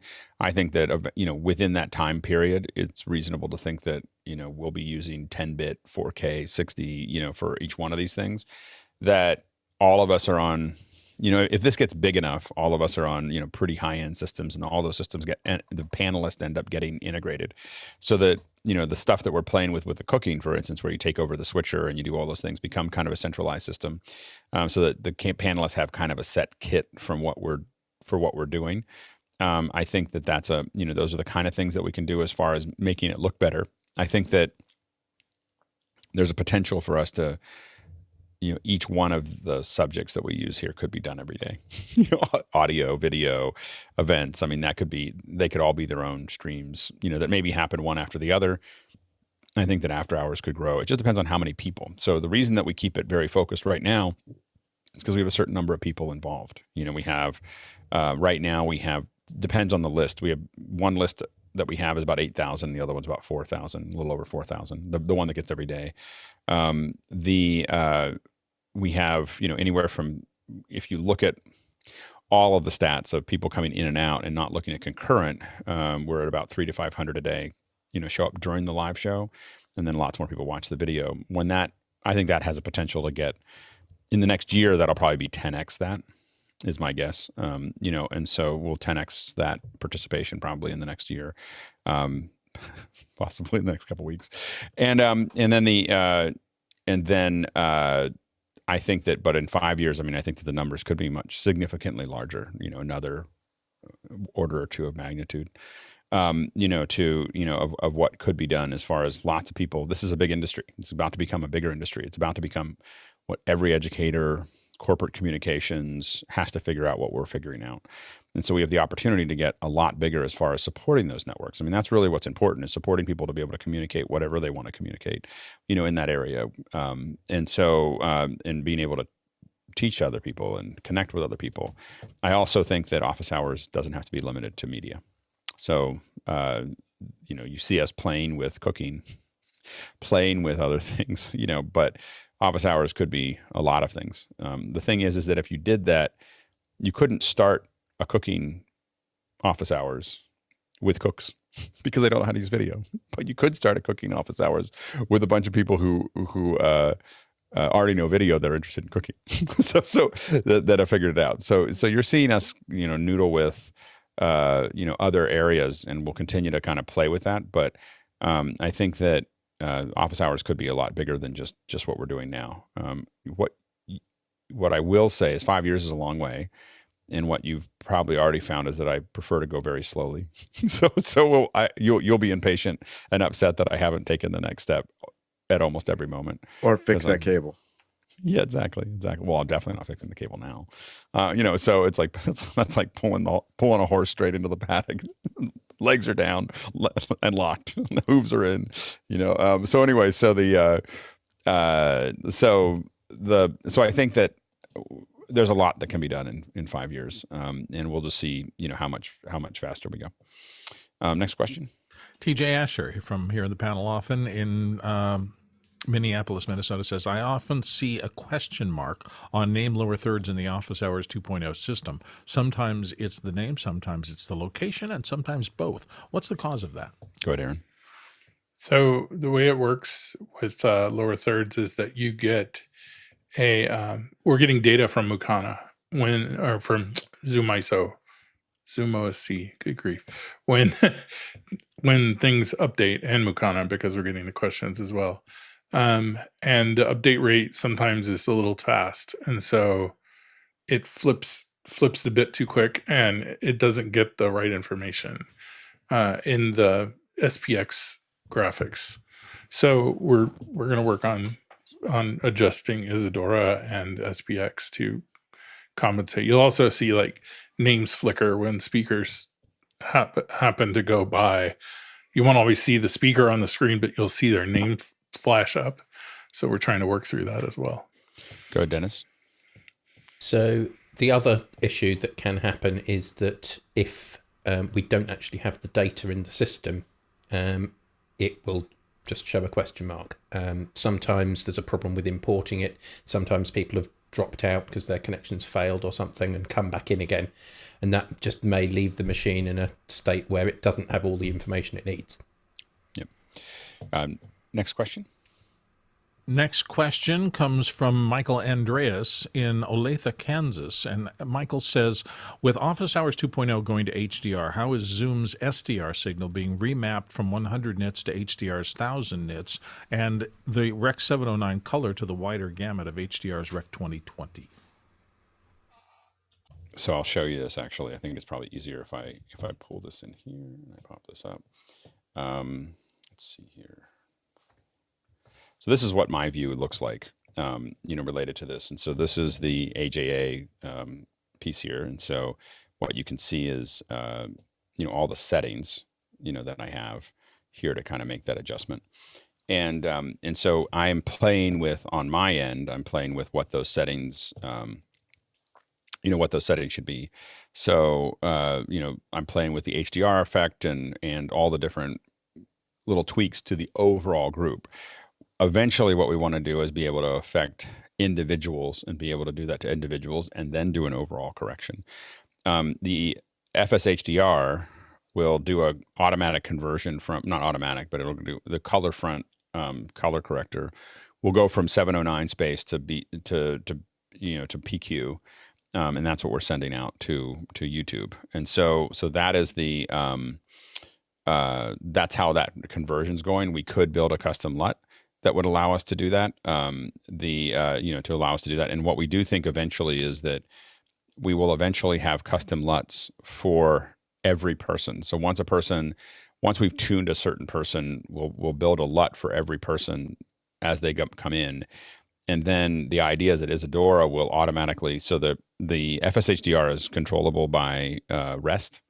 So Andy, of course, built an OSC to REST handler.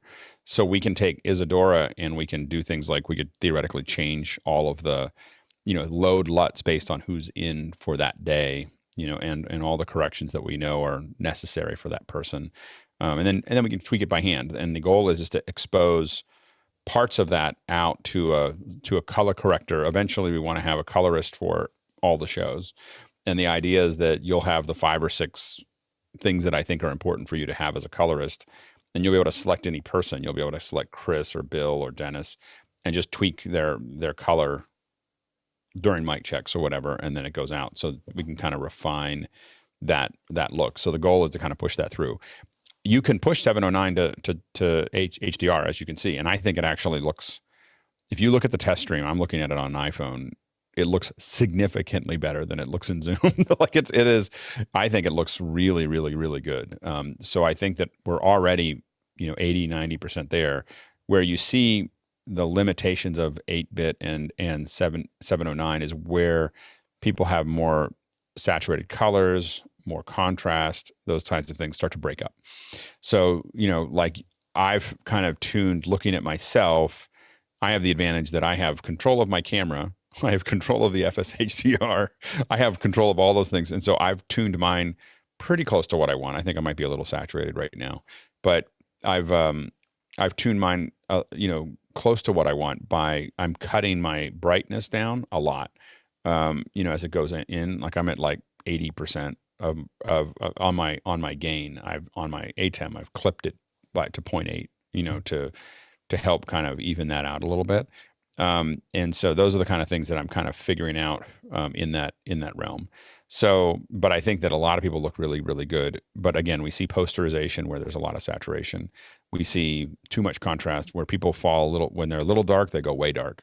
And so those are the things that we have to kind of go in, but it is doable. And eventually, again, when we took way out, as we have more and more people with their own cameras, what we want to do is have them potentially send us when Office Hours 2.0 is the only thing you see, we may want people to literally, if they have a 6K camera, just shift it to a log output and send it to us log, and then we convert it on our end, to that, to put the color back in, so you would send it to us in something that doesn't necessarily look good in the meeting, but will look great, even better on the output. We have to do a lot of tests to see if that actually makes sense, because by doing that, we could theoretically add more posterization. So we're still trying to think through that. Next question. Comes from Noah Sargent here from Fullerton, California. And Noah says, have we scheduled a ruthless review of HDR video? I love hearing the feedback. Yeah, January. The hard part I have is that the hard part with the ruthless review is I got to figure out how to show it, because and I have to look at how I see it. So I have to build an HDR with a telestrator that I can see the HDR and draw over top of it at the same time, which has been challenging. So what I really need to do is just what I've decided, I've been testing this for a while, is I'm just going to do an SDR draw over, but I'm going to look at it in HDR. And when I circle things, I'm circling them in an SDR format, looking at the HDR that's right above it.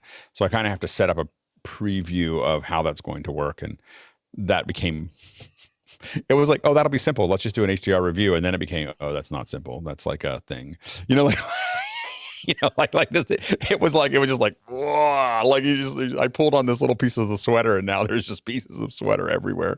And there's also like, I need to be able to push it through no omniscope, so that I can circle things and then show it to you so that you can see what it looks like on the scopes. And there was a, to do it well, I felt like, because it's really hard because there's a whole bunch of images here that look fine in SDR and do not look fine in HDR. And that's the part that I have to figure out how we're going to speak to that. And that's been a little bit of a challenge. Go ahead, Noah.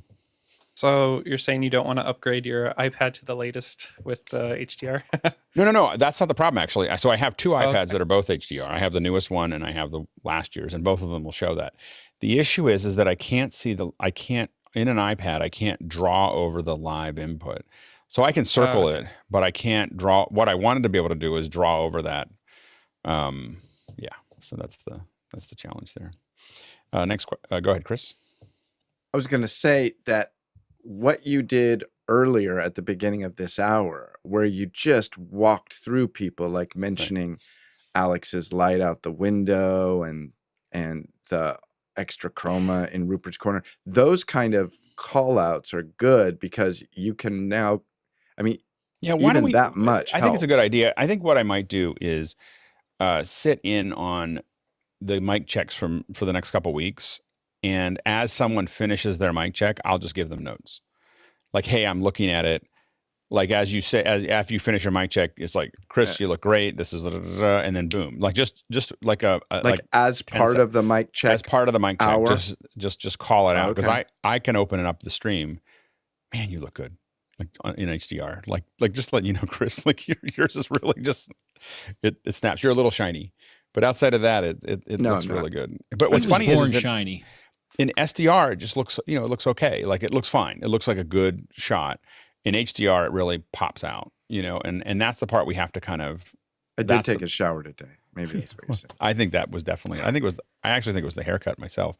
But anyway, let's go ahead to the next question. Next question from Stefan Fischer, and he's in Würzburg, Germany, and says, what would be the steps between a regular Zoom webinar on one end and Office Hours 2.0 on the other end of the spectrum to consider for the start of a new show? The panelists will not be super professionals in the AV production field. Yeah, I think that the good news is that a lot of what we're doing, like Office Hours 2.0 with the HDR and everything else, is completely unnecessary. Like, I'm just letting you know, like it's what I do, is I do unnecessary but obscure, audacious things because it's more interesting for me. Short attention span. So but I think that what I would do is I would really watch the Isadora stuff that we're doing. I would pay close attention to that. A lot of these tools over next year, I'm going to guess, are going to get we're going to get better at it. There's going to be more user actors. Like, there's so many things that are really hard. And then when Elle shows us, but then you could just do it this way, then it's really quick and easy.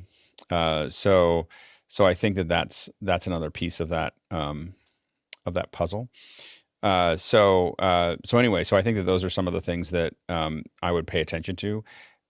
The nice thing about Zoom OSC and Zoom ISO is that your uninitiated folks don't need to know how to do anything different.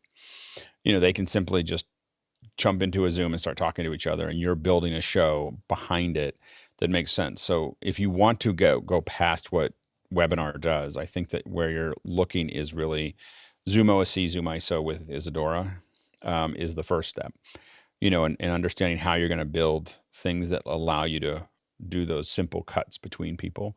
And then I think that after that, then it's, now we're adding universe and we're adding other things. The other thing I would suggest is to jump on and, do what Dennis did, which is try to cut Office Hours 2.0, give us feedback, but learn how it works. And as we add more and more roles in that area, within the next 3 months, we'll have 40 roles that are available.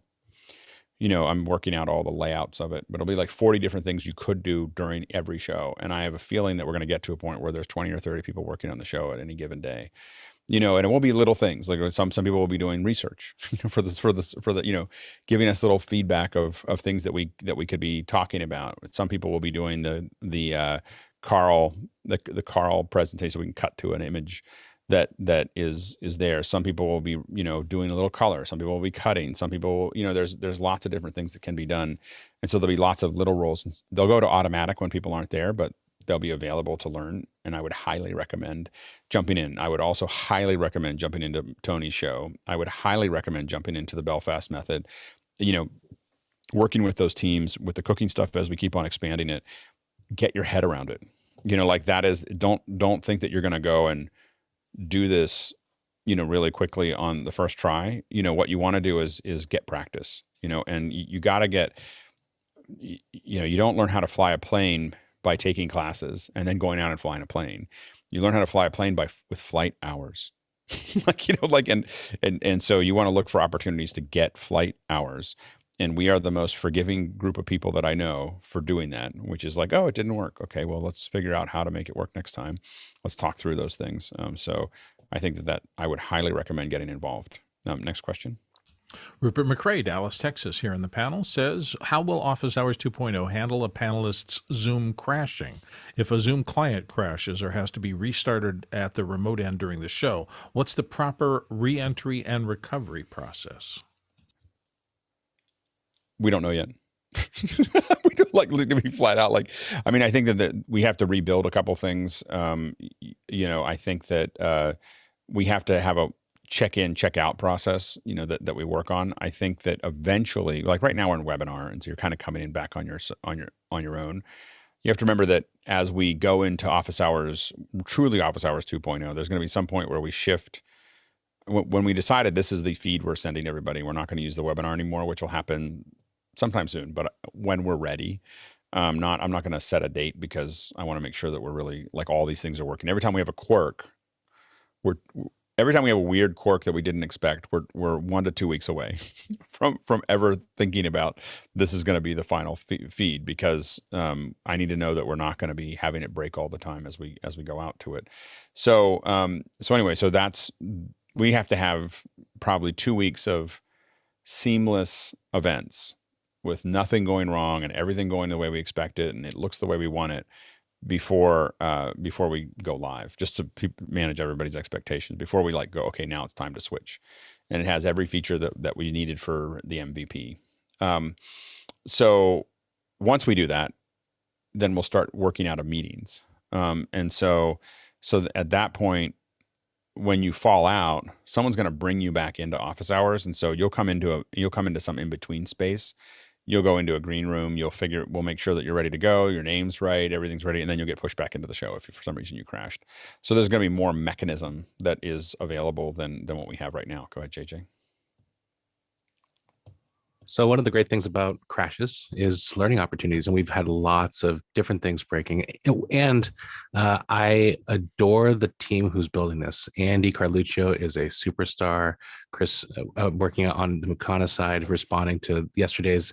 It seems like it was an AWS crash. So as you mentioned, EC failed, so we couldn't get from here. The integrations between Isadora wasn't talking to Mukana. So some of those things that still today, not all the communication paths are working correctly or with the correct timing, such that we get to learn what's the worst possible situation and figuring out how to respond to those. A lot of things manually is what we're doing. So I even had Adam Tao this week. Every one of the developers has been working with us all the time, and it's awesome to have such amazing people on the back end who are building this. Aaron yesterday was helping me try to figure out what was wrong with the graphics, and that graphics issue was actually the fact that the 40x40 doesn't take 4K. So the background that you saw today, Aaron's rebuilt that 3 times in the past week. Well, the 40x40 does take 4K.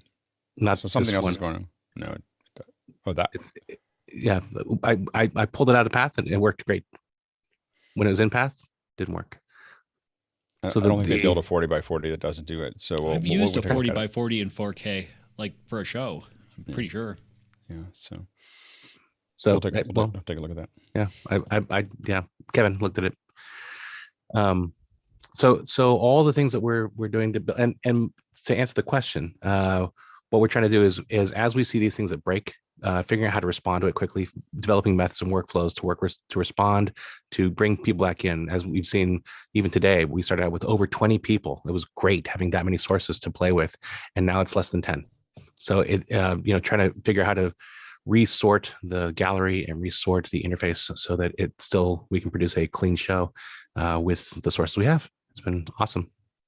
Yeah, and one of the things that we're trying to kind of figure out that we don't have working yet is that invite system, because one of the things we need to do is start getting to a point where we can consistently deliver 16 to 20 panelists, for the show to make it more stable. We can't have more than 20, and we would prefer not less than 16. We can't have less than 16.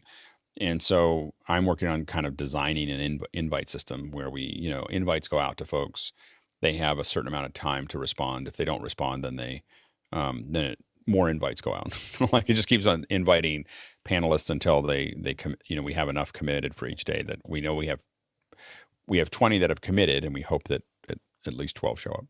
so anyway, so that kind of thing. So far it's been fine, but we always want, as we kind of go down the path, it's easier for us to kind of plan ahead in those areas. Next question. Comes from Alex Flaherty Golder here on the panel, and he says, where is the 2.0 feed located? Go ahead, Alex. And somebody has put it in the general chat, and also Chris sent it to me. I'm actually partially doing this to see what actually it looks like on my iPad Pro as well. So I might as well. I'm using a Logitech Brio camera, but I've set the brightness to 45 and the contrast to 55, which has worked quite well for me on SDR. And I'm just seeing how long it takes for the delay to come through on the main screen. I'm vamping terribly. No, I'll just wait. I'll see when it comes around. Yeah, absolutely. Next question. Next one from Jim Hankin in Chesterfield, Michigan. And Jim says, what was the super source issue yesterday that panelist JJ was experiencing? Did it end up being the cascade feature? All right, go ahead, JJ. Okay. So that was actually a couple days ago. The issue was the two super sources we're using, super source 1, super source 2. Super source 1, as you guys have seen, frequently has the host and the question asker, and then the answers are super source 2. And those weren't, Adam actually helped me look at that bug, because somehow Mixeffect had Cascade deselected on one of the super sources, which doesn't seem possible at all. So we looked at that, and that was the response. That was the solution. Yes. Next question. Next question from Douglas Crawford. I've seen several Zoom captions on the 2.0 test stream, Aaron's name and ID, for example. Will those captions be removed in the final stream? If you're talking about by captions, our Zoom lower third, we should never be using that feed. I think sometimes we go to it for whatever reason, but you shouldn't see, you should never see our Zoom name. That's a error. Next question. Next one comes from Jesse Mills, and Jesse says, in the San Francisco Bay Area, what does the Office Hours 2.0 audio processing DSP pipeline look like now? Are there real-time tools available to fix poor audio and refine the mixes?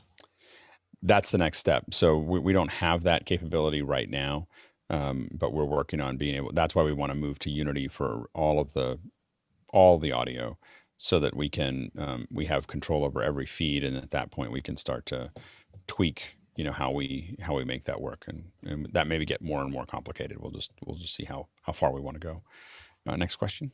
I'm sorry, Alex, I've gotten something messed up here. Can you read it, and I'll get back on whatever happened here? Mickey Makakor asks, when do we see OH moving to true HDR as opposed to tone mapping, Rec 709?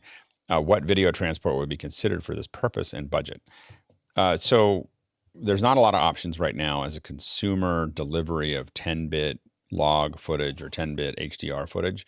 We are discussing this with a variety of possible partners that could theoretically provide us a WebRTC feed that is at 10-bit 4K and in either HDR or log. So we're talking to some folks about it, but I think it could be months, maybe, but if you'll see us play with it if we can figure it out, or even it may even be that a handful of us start using it. Those kinds of things are things we're trying to figure out.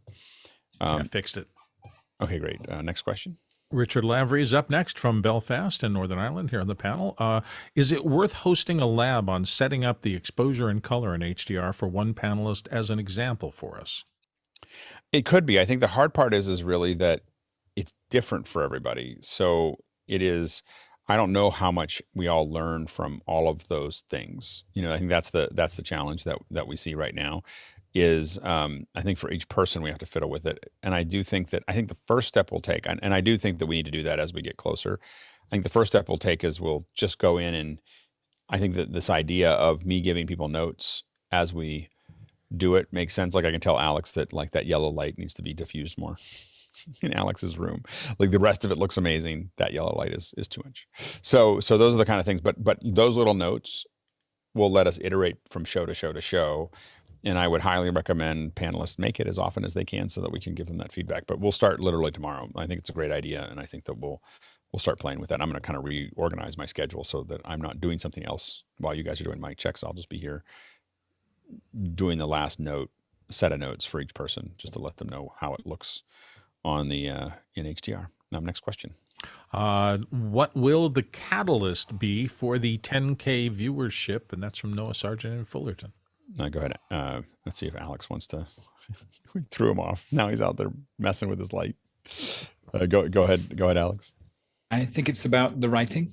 Weirdly enough, it's about getting the fact that we answer the questions well and succinctly and with useful answers, and getting that writing out, getting the fed out to the rest of social media and for other forms of media, so people know to come to us. So it's actually a marketing / story problem. So getting the story right and then getting the marketing right so people get to hear the story. So even though we've been talking about all this technology up till now, that's the thing that's going to go to 10x and much more. Yeah, and I think that what we've done really well is that we, the cameras have gotten really good. We look really good. If you just go back and look at older ones. Since we started the panelist view, since we've been working through those things, the show is so much tighter. Like it's just a much more listenable show. It may not be, there's things that we've lost in that thing, but if you are a listener for it, the second hour, I think, or the first hour and second hour, every day is way better than if you go back a year. And look at where we were as far as, how much dead time there was and how much talking around things and, everything else. It's just, we've definitely, everybody's gotten better, at that process. I think that the other thing is that Office Hours 2.0, a big reason that we're doing it is so that we're kind of speaking into a language that everybody can understand, to quote Living Color. Anyway, so that we want to put it out in a way that people are used to seeing broadcast, have it look really, really good. And it's getting better every day. Like the 2.0 keeps on just tweaking up. And as we start tweaking all these little bits, it really looks good. But what that means is that when I send out an example, right now it looks like Zoom and it looks fine, but that's a certain level of excitement that people have with it. When it looks like a broadcast and they look like they're getting interviewed, it's easier for us to bring in larger and larger names. And in that's going to in also attract more and more people. We saw like when Leo showed up, the whole place was packed. Like we literally almost ran to our limit of the number of people we can have in the webinar. And so that's and so as we bring in, and I have other folks that I know that will draw a lot of people, I just don't want to bring them in until we're ready for that many people. And it's not just like what I'm working on is not just that, but how do we manage them in after hours, and how do we manage them in Discord, and how do we manage, and how do we manage all those things, and how do we make sure all those pieces are put into one place? So we're very carefully kind of getting ready for that. We're very close, and then the other thing that we're going to do is once we're no longer in Zoom, once we're just streaming as R&D, we are going to stream, to Twitter and LinkedIn and Facebook and everything else. We are going to encourage, a social, we're going to encourage people if they want to, we'll send out links of what to promote. So what you want to do if you really want to expand something is that we put something into LinkedIn and then a whole bunch of us share it and retweet it all near the beginning of the show. I'm not ready to do that yet because we're still figuring stuff out, and I don't want to show our work until it really looks like a clean show. So once it does, though, for people who want to do that, who are excited about it, if 100 people retweet something or 100 people share something in LinkedIn, it shows up like it shows up as a blip, that will go out. Those kinds of things will expand what we're doing. And we're seeing more and more companies now using our platform as right now I don't give them any tools to promote themselves. So some of them do because they understand it. But what we want to get to is a point where we go, hey, welcome to the, you're going to be on the show tomorrow. Here are the links. Here's what you can share. Here's some clips that you can use to share. These are all the things that you can use. We give them the tools to promote that they're going to be on, and again, there's a whole symbiotic thing that goes on here where as it looks better, as we do better questions, as we get better at this, one of the things that we've done is in the second hour, for folks is not a gotcha hour. It is we want to learn about your product hour. That is super valuable to have a live stream with a bunch of smart people asking. I don't see any other place that something gets covered as deeply as we do in an hour. Like we've become like the ultimate place to show off your product because we're not trying to put you in a corner. We're not trying to, make you look bad. We just want to know more. We just want to learn more about your product. And I think that as we continue to refine our ability as panelists to do that and as producers to ask those questions, as well as we produce a better and better looking show, we can get, I think by the middle of next year, we'll be able to get anybody to come on our show, because it's going to, it just looks different. Now, there's that chain reaction as well. If we go from 200 concurrent or 300 concurrent across the platforms to 10,000 concurrent, it also changes the math, of who will show up and everything else. We're going to get much more serious about the audio version, the podcast, the audio streaming, everything else as we go into next year. And that's going to, I think, vastly increase the number of people listening. There'll just be a lot of people when we make it easy for you just to listen to us live. I think that a lot of people just turn it on like the morning radio.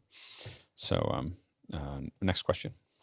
Next one comes from Douglas Carmichael, and he says, have you thought about moving the lower thirds up so they don't conflict with the YouTube progress bar? Go ahead, Aaron. Yeah, the progress bar should be hiding itself. And if it's not, I can't move it up. We are working on changing the size, but they have this crazy client that keeps on saying, move it further down. Yeah, there's nothing I can do about the YouTube progress bar. Yeah, no, otherwise the thing would be like up here above your face. And I've been pushing to move it down because I want to be able to use the lower thirds. No, it needs to be lower. But, yeah. So I've been pushing the other direction. Next question.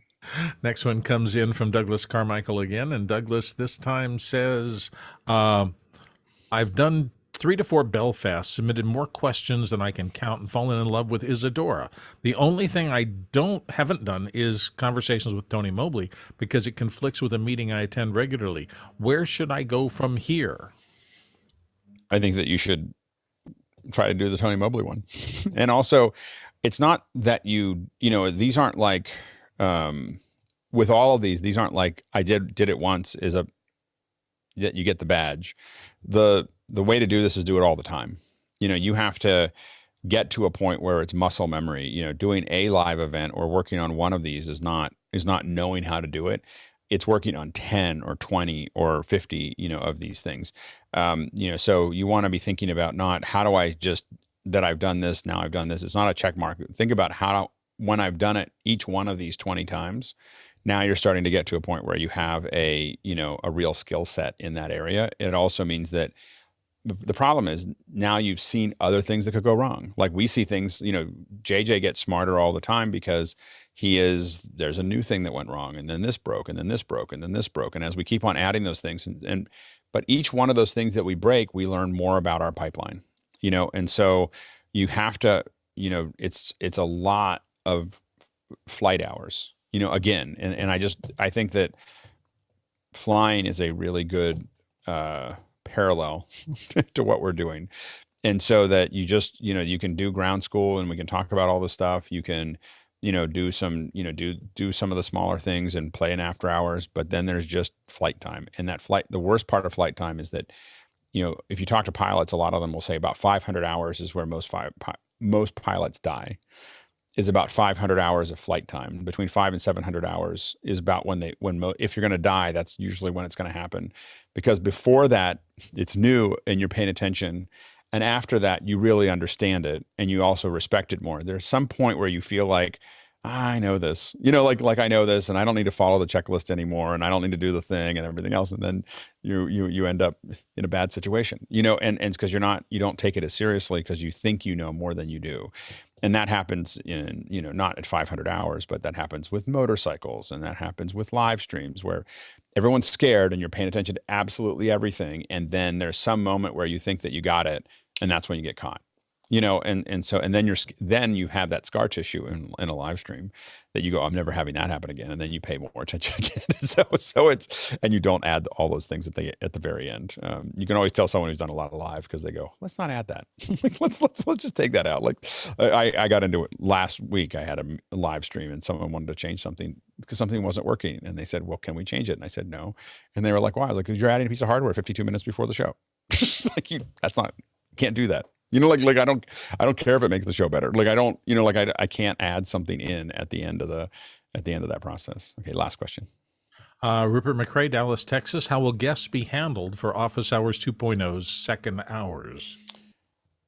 In general, it'll get a lot better for the guests in the sense that we will have, my goal is to have a proper green room the way we've done them with 090, and with Pixelcore before that, which is that they'll come in, we'll put them into a green room, they can watch the show, but we can sit there and work with their setup and do a lot of other things. They'll watch it off-site. They won't be part of the mic checks. They'll just go into a place where a team works with them and make sure that they look good, they sound good.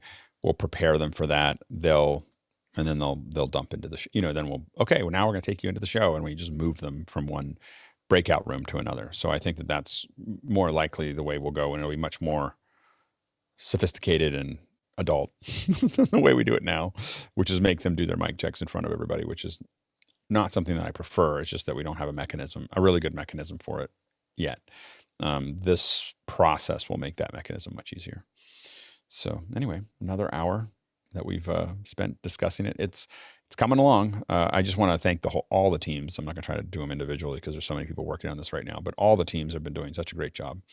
And it's a really exciting thing. And again, I think that we can grow this into a point where this is a great learning space for all of us to figure out that next generation. I don't look at Office Hours as being the thing that we're creating. It's a template, because what we have in Office Hours is a template for anything that a bunch of people are passionate about that want to sit around and talk. Like I was thinking about MakerPipe could do one once, maybe not every day, but once a week, where they just have a bunch of people that do stuff with MakerPipe, answering people's questions about MakerPipe. Cooking could be another one where people just come up and people are just you've got 10 or 15 cooks that know what they're doing, and that people are asking questions about how do I do this and what do I do here, and all of those things. It could be but it could be cars, or it could be again rockets. It could be teaching. It could be all these other things.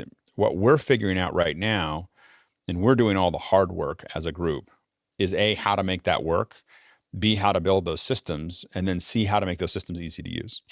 And that'll take us years. It's not, but I think that there is this point where, when I talk to folks about it, and you just talk, somebody had to figure out all the cool things that we do, and we're figuring this one out. And I don't see it happening in significant ways anywhere else in the world, because everyone else wants to keep it secret. Everybody else wants to keep it, they want to keep what they learn and turn that into a business model. What we want to do is turn it into a revolution. What I want to do, where people are, where everybody has access to the ability to have these kinds of conversations that we found so valuable over the COVID years. So, and I think that this could be an opportunity for a lot of other people, but we have to get those tools to a point where we can create that new format. So anyway, so thank you for playing along, and thanks to the producers. Great set of questions. I expect nothing less. Thanks to the panelists for all the great answers, and continuing to make everything that you're doing better and better. It's pretty amazing. And then remember that we're doing co-working spaces tomorrow. We're in right now we're going to switch over and talk to Elle about Isadora. So those are all things that are coming up. And then of course we have the education and Saturday, as well as the Saturday. So we've got lots. I would definitely try to carve out as much of it to at least have it playing somewhere while you're getting ready for Christmas and